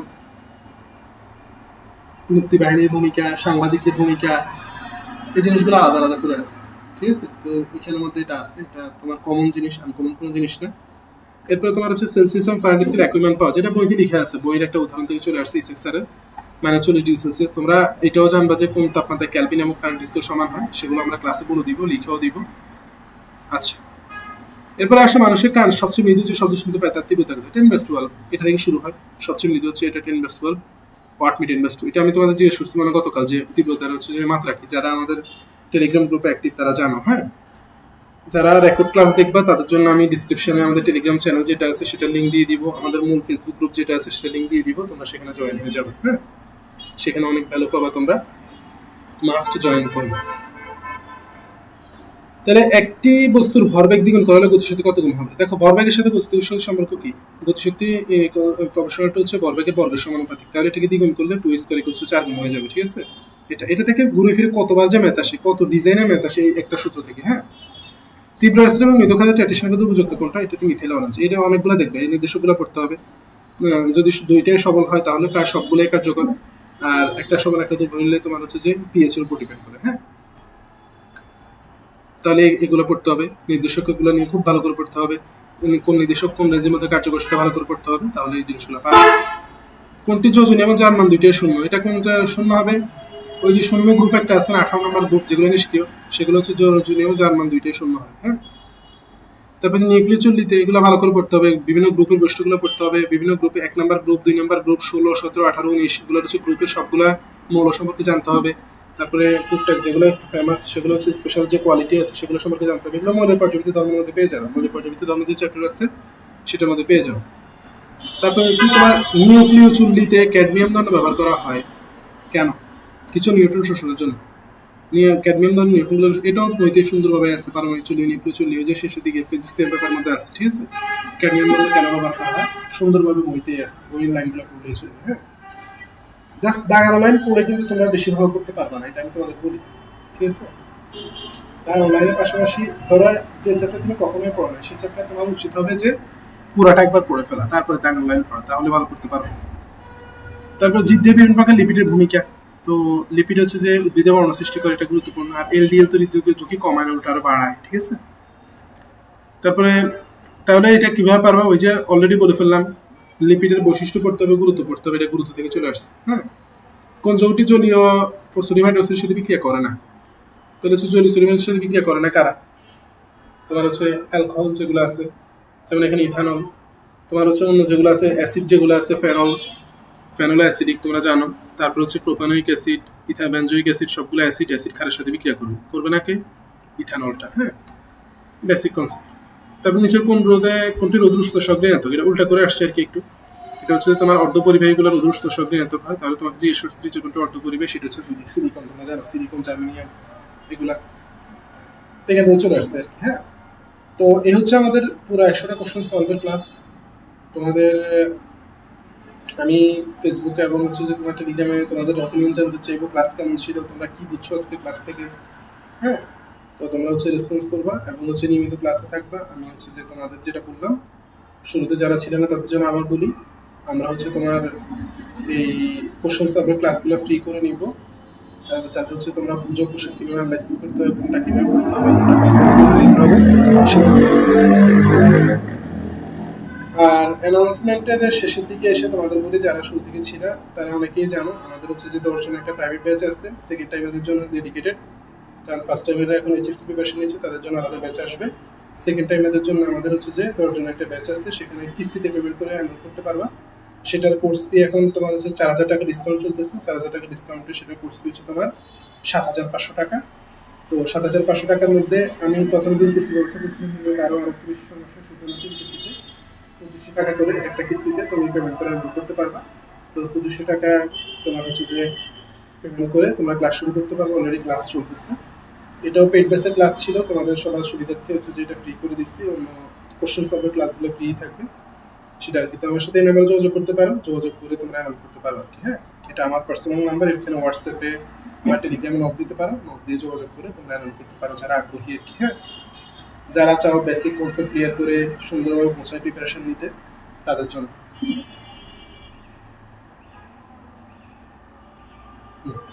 আমি যে এটা থেকে তোমার হচ্ছে ক্লাস নিচ্ছি সেটাই, বা তুমি আমাকে এই নাম্বারে হোয়াটসঅ্যাপে বা টেলিগ্রামে নক দিতে পারো, নক দিলে আমার সাথে কথা বলতে পারো। ঠিক আছে, পার্সোনালি কথা বলতে পারো, কোনো সমস্যা নেই। আর আমি যাদেরকে অ্যাডমিশন নিচ্ছি সবার সাথে হচ্ছে যে পার্সোনাল যোগাযোগ করে অ্যাডমিশন নিচ্ছি। হ্যাঁ, ওয়ালাইকুম আসসালাম রহমতুল্লাহ।